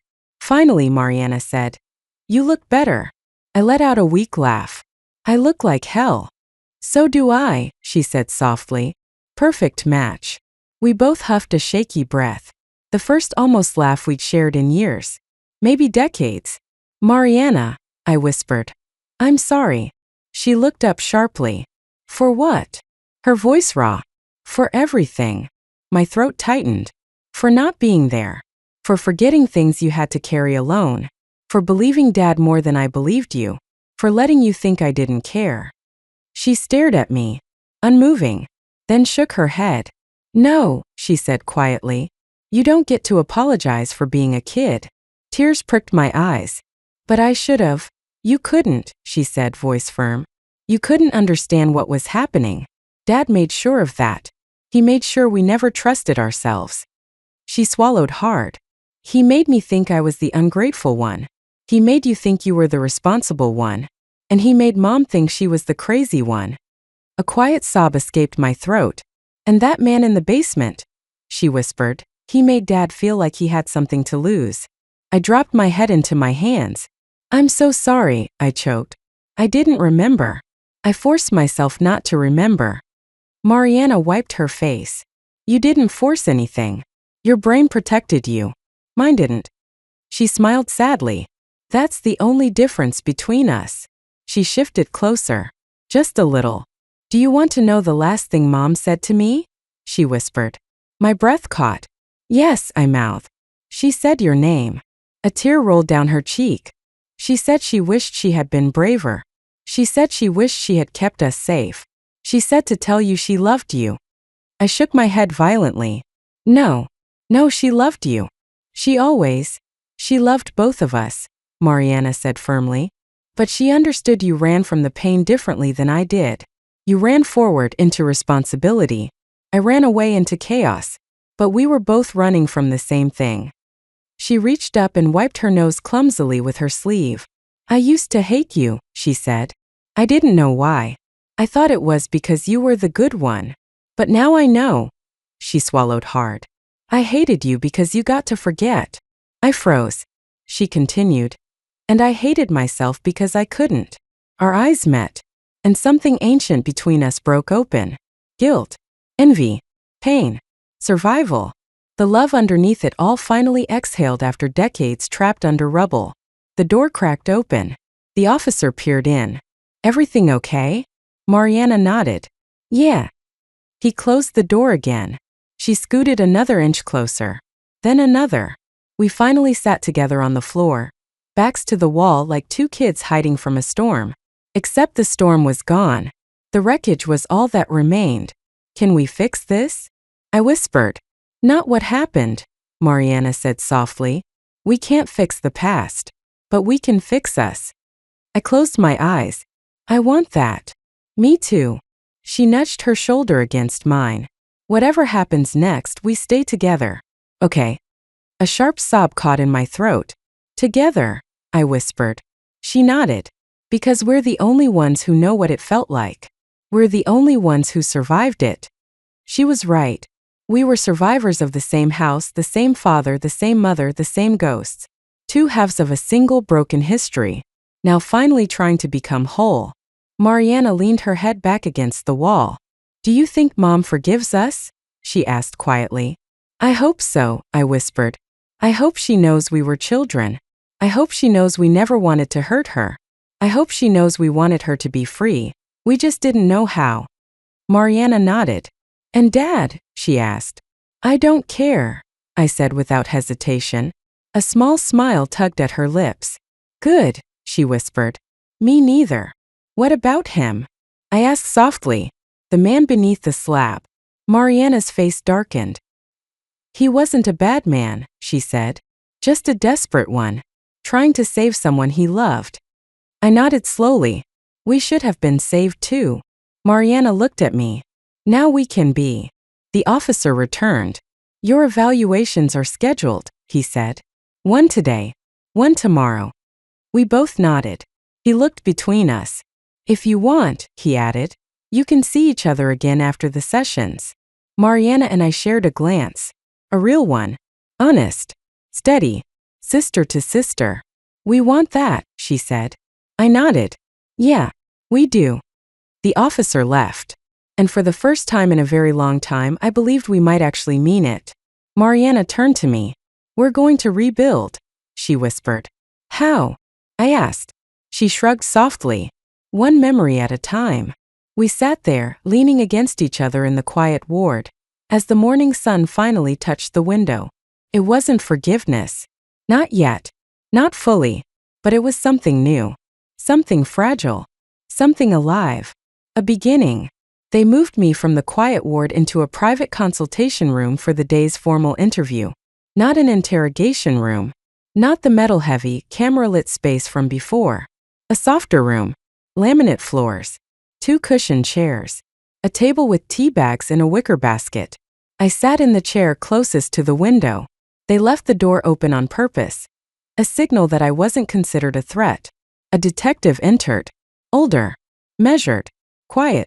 Good morning, he said. I nodded. He sat opposite me, placed a thin folder on the table, and exhaled gently. We have the coroner's preliminary findings. My hands tightened around the paper cup of tea. Tell me, I whispered. He opened the folder. The woman recovered from the backyard was your mother. My breath broke. Even though I already knew. Even though I had accepted it. Hearing it confirmed felt like a blade sliding between ribs. The detective continued. Cause of death appears to be blunt force trauma to the skull. My stomach twisted. Fractured parietal bone. Likely from a fall. Impact consistent with a head hitting the edge of furniture or a doorway. Not murder. Not intentional. A fall. A tragic, devastating fall. I squeezed my eyes shut as tears leaked through. Time of death. Approximately 4 to 6 weeks ago. 6 weeks. 6 weeks I spent believing she was in a hospital bed. 6 weeks I spent living inside a false timeline. 6 weeks I spent carrying around a ghost. And the man in the basement? I whispered. The detective turned the page. Male Caucasian, late 50s to early 60s. Estimated year of death. Around 20 years ago. I didn't breathe. Cause of death. Blunt force trauma to the skull. Crushed larynx, constrained limbs. I looked up sharply. Constrained. Wrist bruising. Rope marks. bruises consistent with restraint. I swallowed hard. And manner of death? I asked. He looked at me. Likely homicide. The room thinned around me, and decomposition and placement under concrete indicate deliberate burial. I lowered my head. What happens now? I whispered. He closed the folder gently. Now we need your testimony. He set a recorder on the table. This is voluntary. You can stop at any time. I nodded. He pressed record. Please state your full name. I did. Do you understand you are not under arrest? Yes. Do you agree to give a voluntary statement? Yes, I whispered. He leaned forward slightly. Okay, let's start from the beginning. In your own words, who was that man? I exhaled slowly. My sister's biological father. And what do you remember about that night? I stared at the table.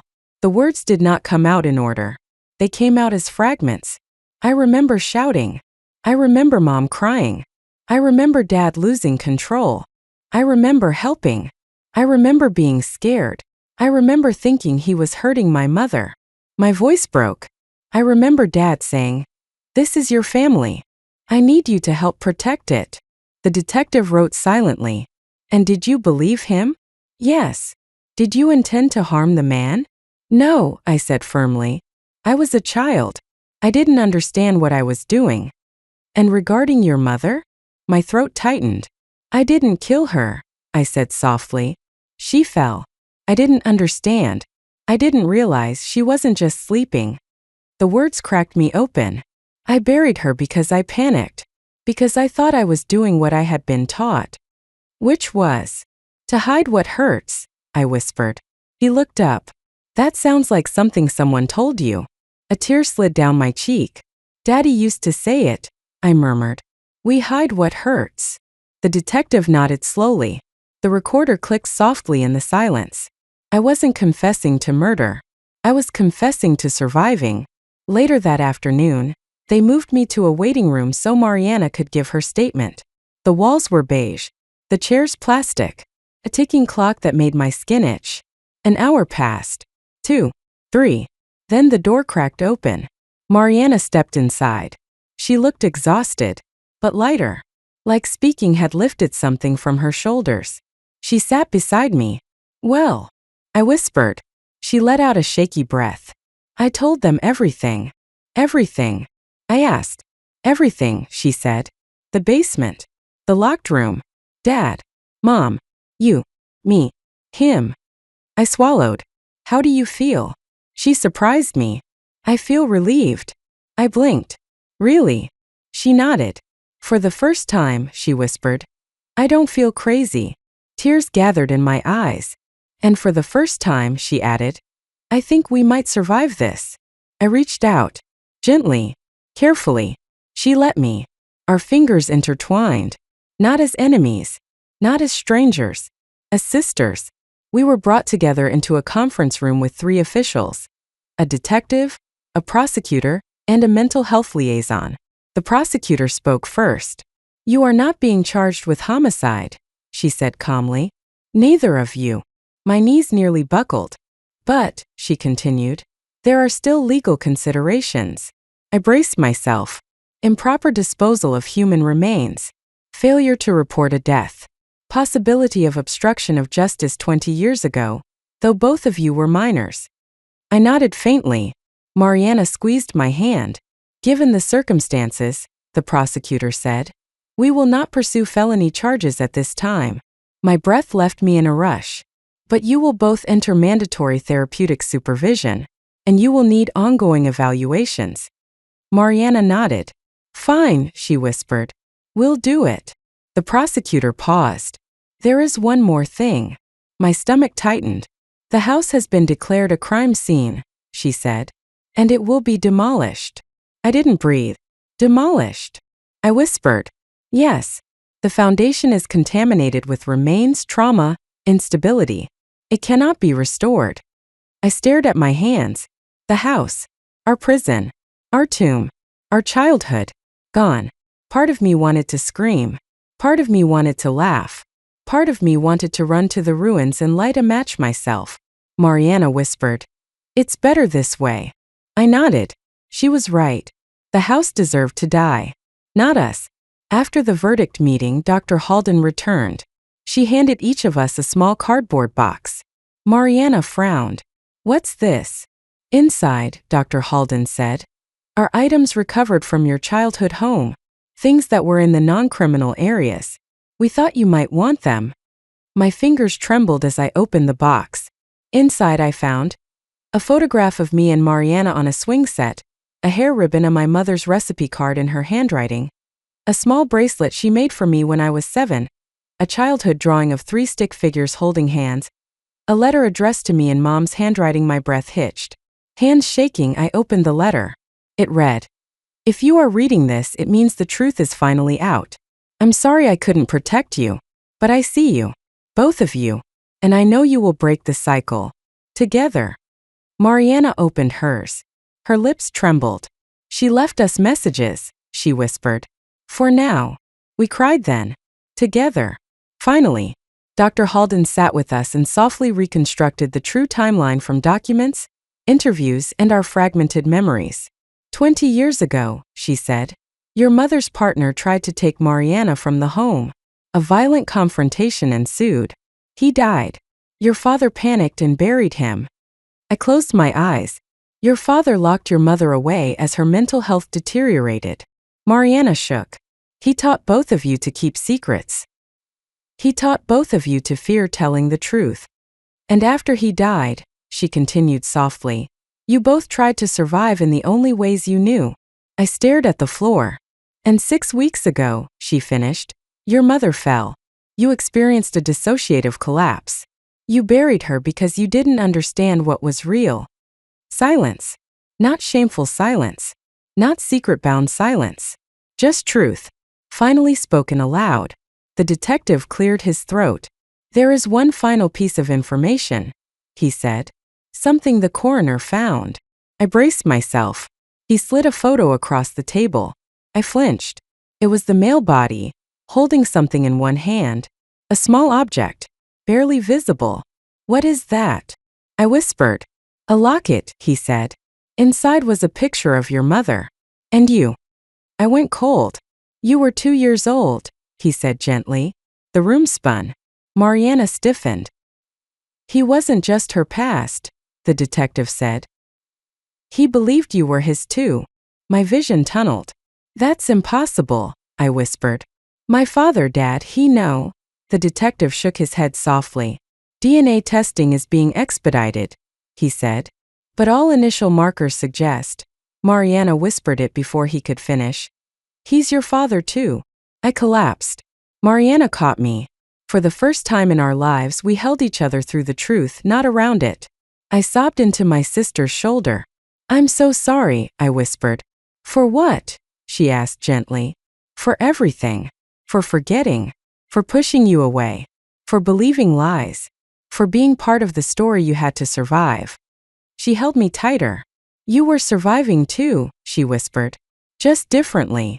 But she stopped me. Listen to me, she said, cupping my face. You and I were made in the same darkness. Raised in the same lies. Taught the same twisted rules. I shook with grief. But now we know the truth, she whispered. And now we get to build something new. Together. They released us into supervised care that evening, not jail, not freedom, something in between. A transitional recovery center. Small rooms. Soft blankets. 24/7 support. Mariana's room was across the hall from mine. For the first time in a long time, I slept without dreaming of concrete or basements or locked doors.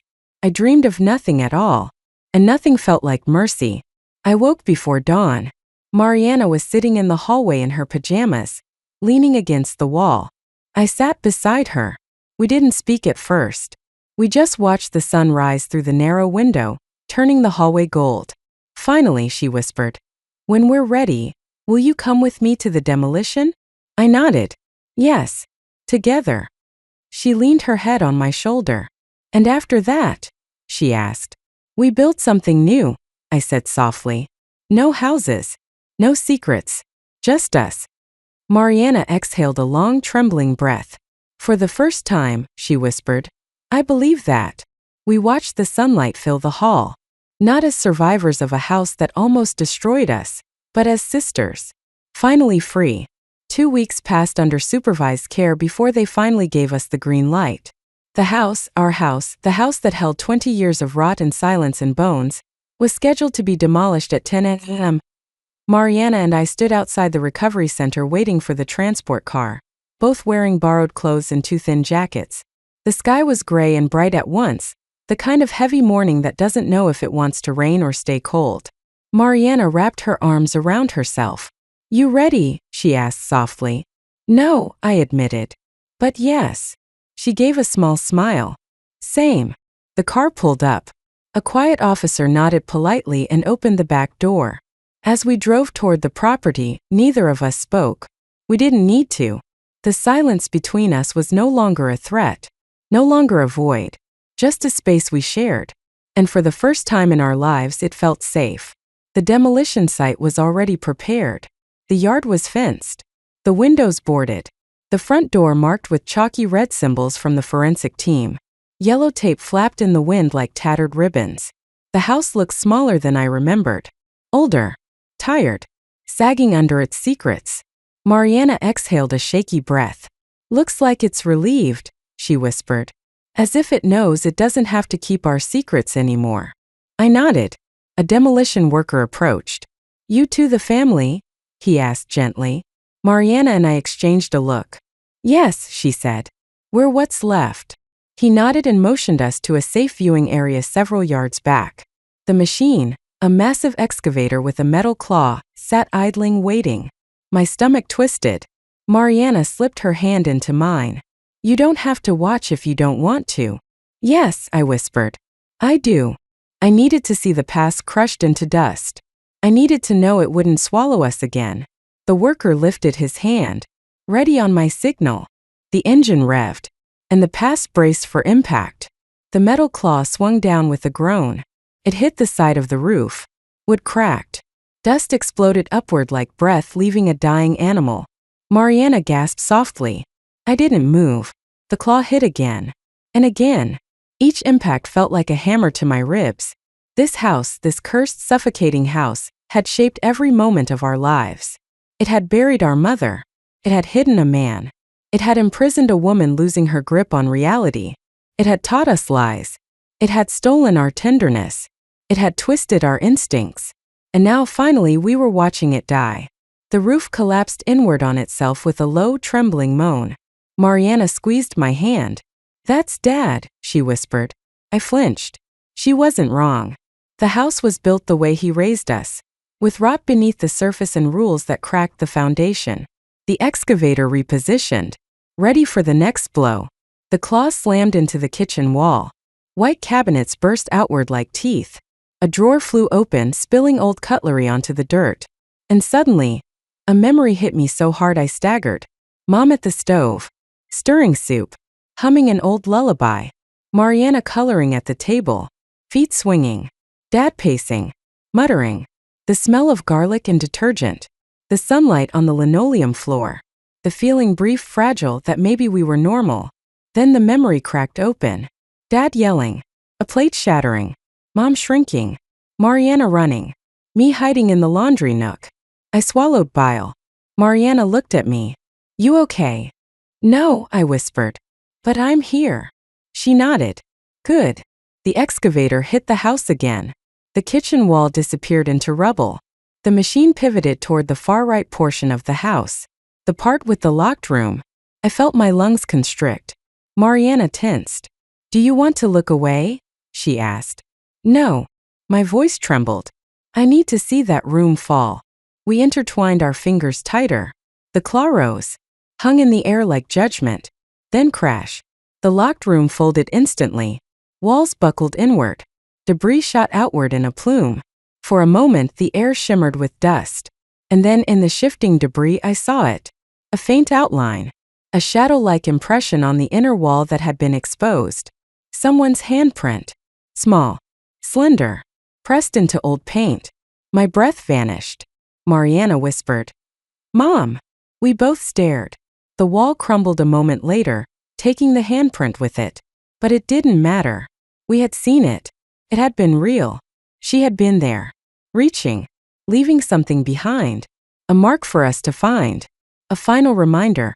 I was here. I survived as long as I could. Now you must survive too. The excavator claw stabbed through the floorboards. The house groaned. Splintered. Shuddered. Then the claw tore open the floor completely. We could see into the basement, the dark, empty cavern where everything had been buried. Where the slab had been. Where the ghost of our childhood lay rotting. Mariana covered her mouth. That place, she whispered, was hell. I nodded. It was Dad's kingdom, I said. And Mom's prison. And our graveyard. The claw plunged deeper, ripping out beams and concrete chunks. Dust filled the air like smoke. And I realized the basement wasn't a room. It was a wound. And it was finally being cauterized. After 40 minutes, the house was nothing but rubble. The claw picked up the last large chunk of roof, lifted it, and dropped it onto the pile with a final thud. And that sound, that final collapse, felt like a sigh. Like the house was exhaling one last time. Relieved. Resigned. Released. Mariana leaned against me. It's over, she whispered. I wrapped my arm around her shoulders. Yes. But as we stepped forward to look at the flattened earth, something caught my eye. Amidst the ruins, a flash of metal. Half buried. Shimmering under dust. Like something the house had held onto until its final moment. I froze. What is that? Mariana asked. I stepped closer. Kneeling, I brushed dirt away. It was a key. Old. Bronze. Heavy. Too ornate to belong to a modern lock. Mariana's breath hitched. I've never seen that. Neither had I. I turned it over. Engraved on the handle, faint, almost invisible L.W. My initials. My hands shook. What does that mean? Mariana whispered. The demolition worker approached. You ladies found something? I stood slowly. Not sure, I murmured. But I was sure. The house had been holding this. Protected it. Waited for this moment. A key I never knew existed. A key with my name on it. The worker shrugged and stepped away. Mariana stared at it. What does it open? She whispered. I clenched the key in my fist. I don't know. But the question terrified me. Because the house may have been destroyed. But the past wasn't done with us. Not yet. When we returned to the recovery center, I placed the key on my bedside table. Dr. Halden visited that evening. She saw the key. Where did that come from? She asked. The demolition site, I said. It was in the rubble. She frowned. That shouldn't happen. Everything in that house should have been cataloged already. Mariana stepped into the room. It was like the house saved it, she said quietly. Dr. Halden examined the object. This isn't a house key, she murmured. It looks like a keepsake. A symbolic key. A symbolic key to what? I asked. She studied me for a moment, then asked, Louisa, did your father ever give you a key? A box? A chest? Anything from your childhood? No, I said, then paused. No, I don't think so. But the past was full of things I didn't think so. She handed the key back gently. If this has meaning, she said softly, you'll remember it when you're ready. Ready. I wasn't sure I'd ever be ready. But the key sat in my hand like a truth waiting to be unlocked. That night, Mariana knocked on my door. You awake? She whispered. Yes. She slipped inside, sat on the edge of my bed. I'm scared, she whispered. Of what? That the house wasn't the end, she said. That there's more. More we forgot. More we buried. More Dad left for us to find. I swallowed. I found the key, I murmured. I think there is more. She grabbed my hand. Do you want to stop? She asked. Yes, I said honestly. But we can't. No, she agreed softly. We can't. She touched the key lying on the nightstand. He left something, she whispered. You know he did. A chill crawled down my spine. She was right. Dad never left anything unfinished. Especially not secrets. Later that night, long after Mariana had returned to her room, I lay awake staring at the key. The metal glinted faintly in the moonlight. Something about it gnawed at me. A memory flickered Dad's voice. Calling my name. saying, "One day you'll understand. One day you'll know why the house chose you." I shot upright. Chosen me? I grabbed the key, turned it over again. On the back, a set of numbers I hadn't noticed. 17-04, a date? A code? A locker? A safe deposit box? My heart pounded. I whispered the numbers aloud. 1704. Suddenly, a memory burst across my vision. A small wooden box. Locked. Hidden in Dad's old workshop. With those numbers carved inside the lid. I gasped. He had left us something. Something he had wanted me to find. Something he had ensured only I could open. The demolitions were over. But the real reckoning had just begun. I clutched the key to my chest and whispered, "What did you leave for us, Dad?" The day after the demolition, I woke before dawn with the metallic taste of adrenaline on my tongue. I had dreamed of the numbers, 1704 again and again flashing like neon. Dad's workshop had been torn down with the house, but that box? The small wooden one? The one he showed me only once when I was little, with the same numbers carved inside the lid? That wasn't in the house. It had been somewhere else. I sat up abruptly. Mariana appeared in my doorway, rubbing sleep from her eyes. "You felt it too," she whispered. "Yes," I said. She nodded. "Let's go." The officers granted us permission to visit the off-site storage facility, rented by our father. Something they had discovered during inventory checks. It was 20 minutes outside town. A low gray building with rows of metal doors and padlocks. Unit 1704. My heart hammered. "That's it," I whispered. Mariana took my hand. "Together," she said. We approached the unit. An officer inserted the key we'd brought from the demolition site. The lock clicked open. The heavy door rolled upward with a groaning rattle, revealing darkness. Cold, dry, still. The officer flicked on the overhead bulb. A single warm light buzzed on. Inside was almost nothing, just a small wooden workbench, and on top of it a box. The box. The one from my memory. The one Dad had shown me when I was 7 years old. Simple. Dark wood. Metal hinges. No lock. But I couldn't move. My feet were stone. Mariana stepped forward first, then looked back at me. "You open it," she said. "I'm scared," I whispered. "Me too," she said softly. "But you're stronger than you think." With trembling fingers I reached forward and lifted the lid. Inside the box was an envelope. Yellowed. Unsealed. My name written on it in Dad's unmistakable handwriting. My stomach twisted. Mariana sucked in a breath. "Oh God," she whispered. I lifted the envelope with shaking hands. Felt too heavy for how thin it was. A weight made of dread, of truth, of things Dad had never said aloud. The officer stepped discreetly back to give us space. "Open it," Mariana whispered. I tore the top gently. Inside, a stack of papers, letters, and then a photograph tucked between the pages. My breath caught. The photo showed Dad, Mom, me, and the man buried under the slab, standing beside us, holding me, cradling me, his hand on my back like he owned the right to comfort me.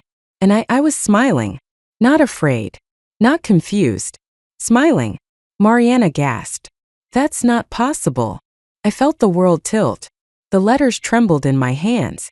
I pulled the first letter free. Dad's handwriting spilled across the page.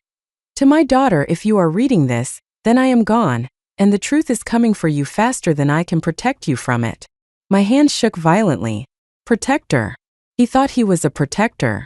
He continued. "I did what I had to do to keep our family safe from a man who wouldn't let go." I swallowed. "He came for your mother.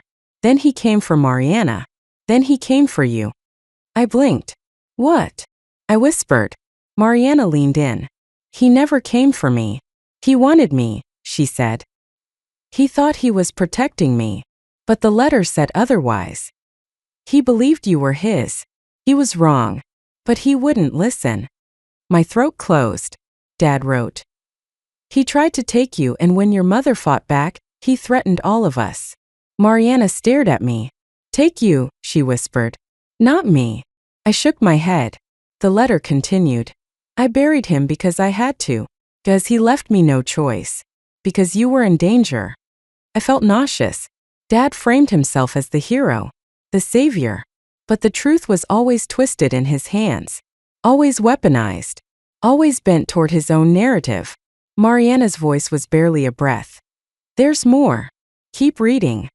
I unfolded the next page. Dad's handwriting was unsteady, different from the first, as if he had written this part at night alone with shaking hands. Your mother begged me to let the man see you again. She said you had a right to know. She said I couldn't erase blood. My heart hammered, Dad wrote.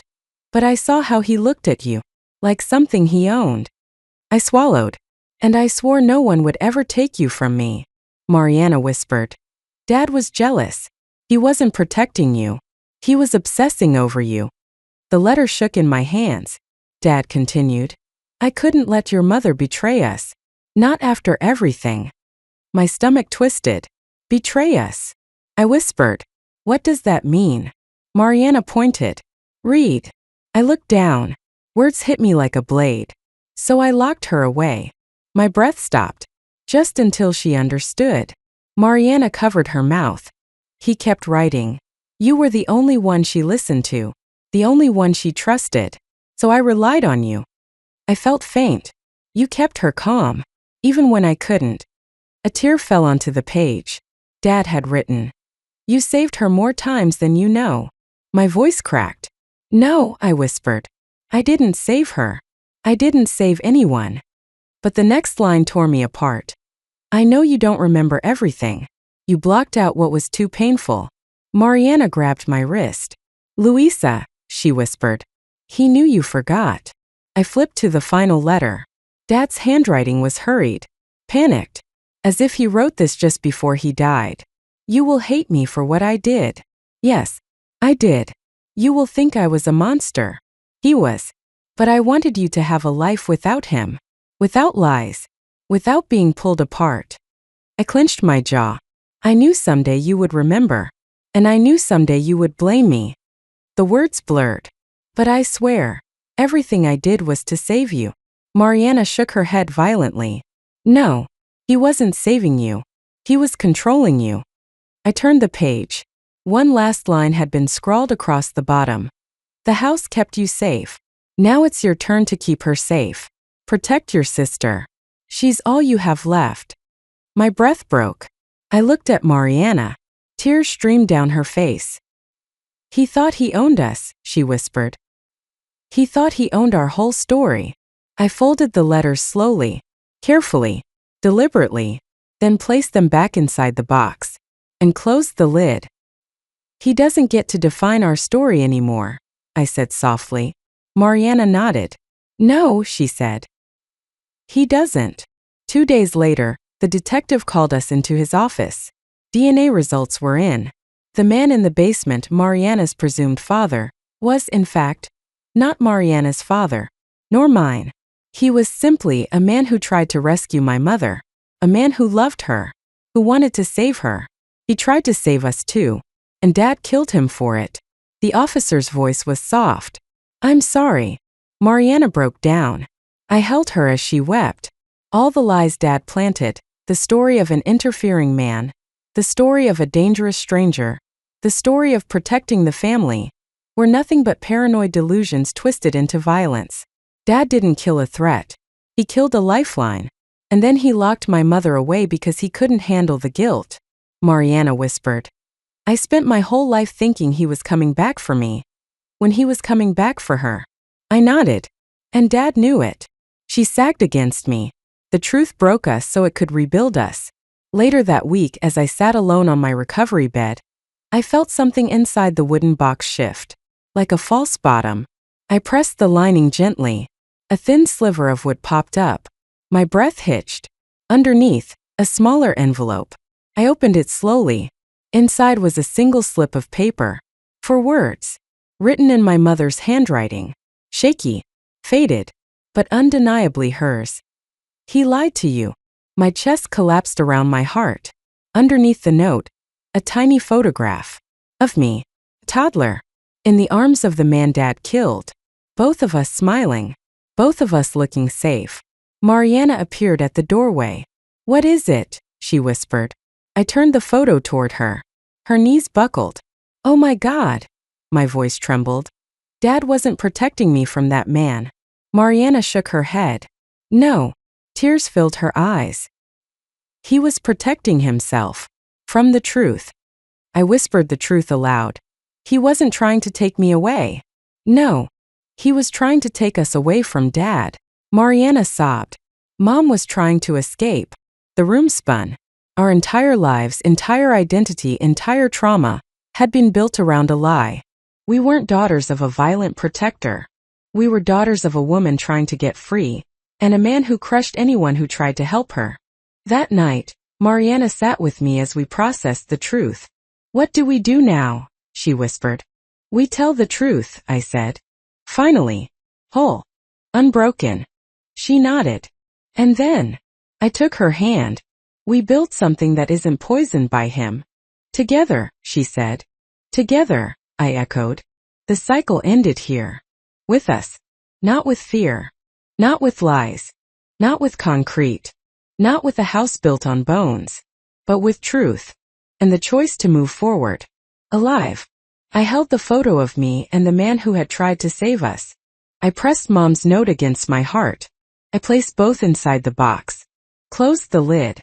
Locked it with the key. And whispered, we choose us. Not him. Not his story. Not his lies. Mariana wrapped her arms around me. Then let's begin. For the first time in our lives we were free. Not because the house was gone. Not because the truth was known. But because we had finally claimed the right to write the rest of our story ourselves. Together.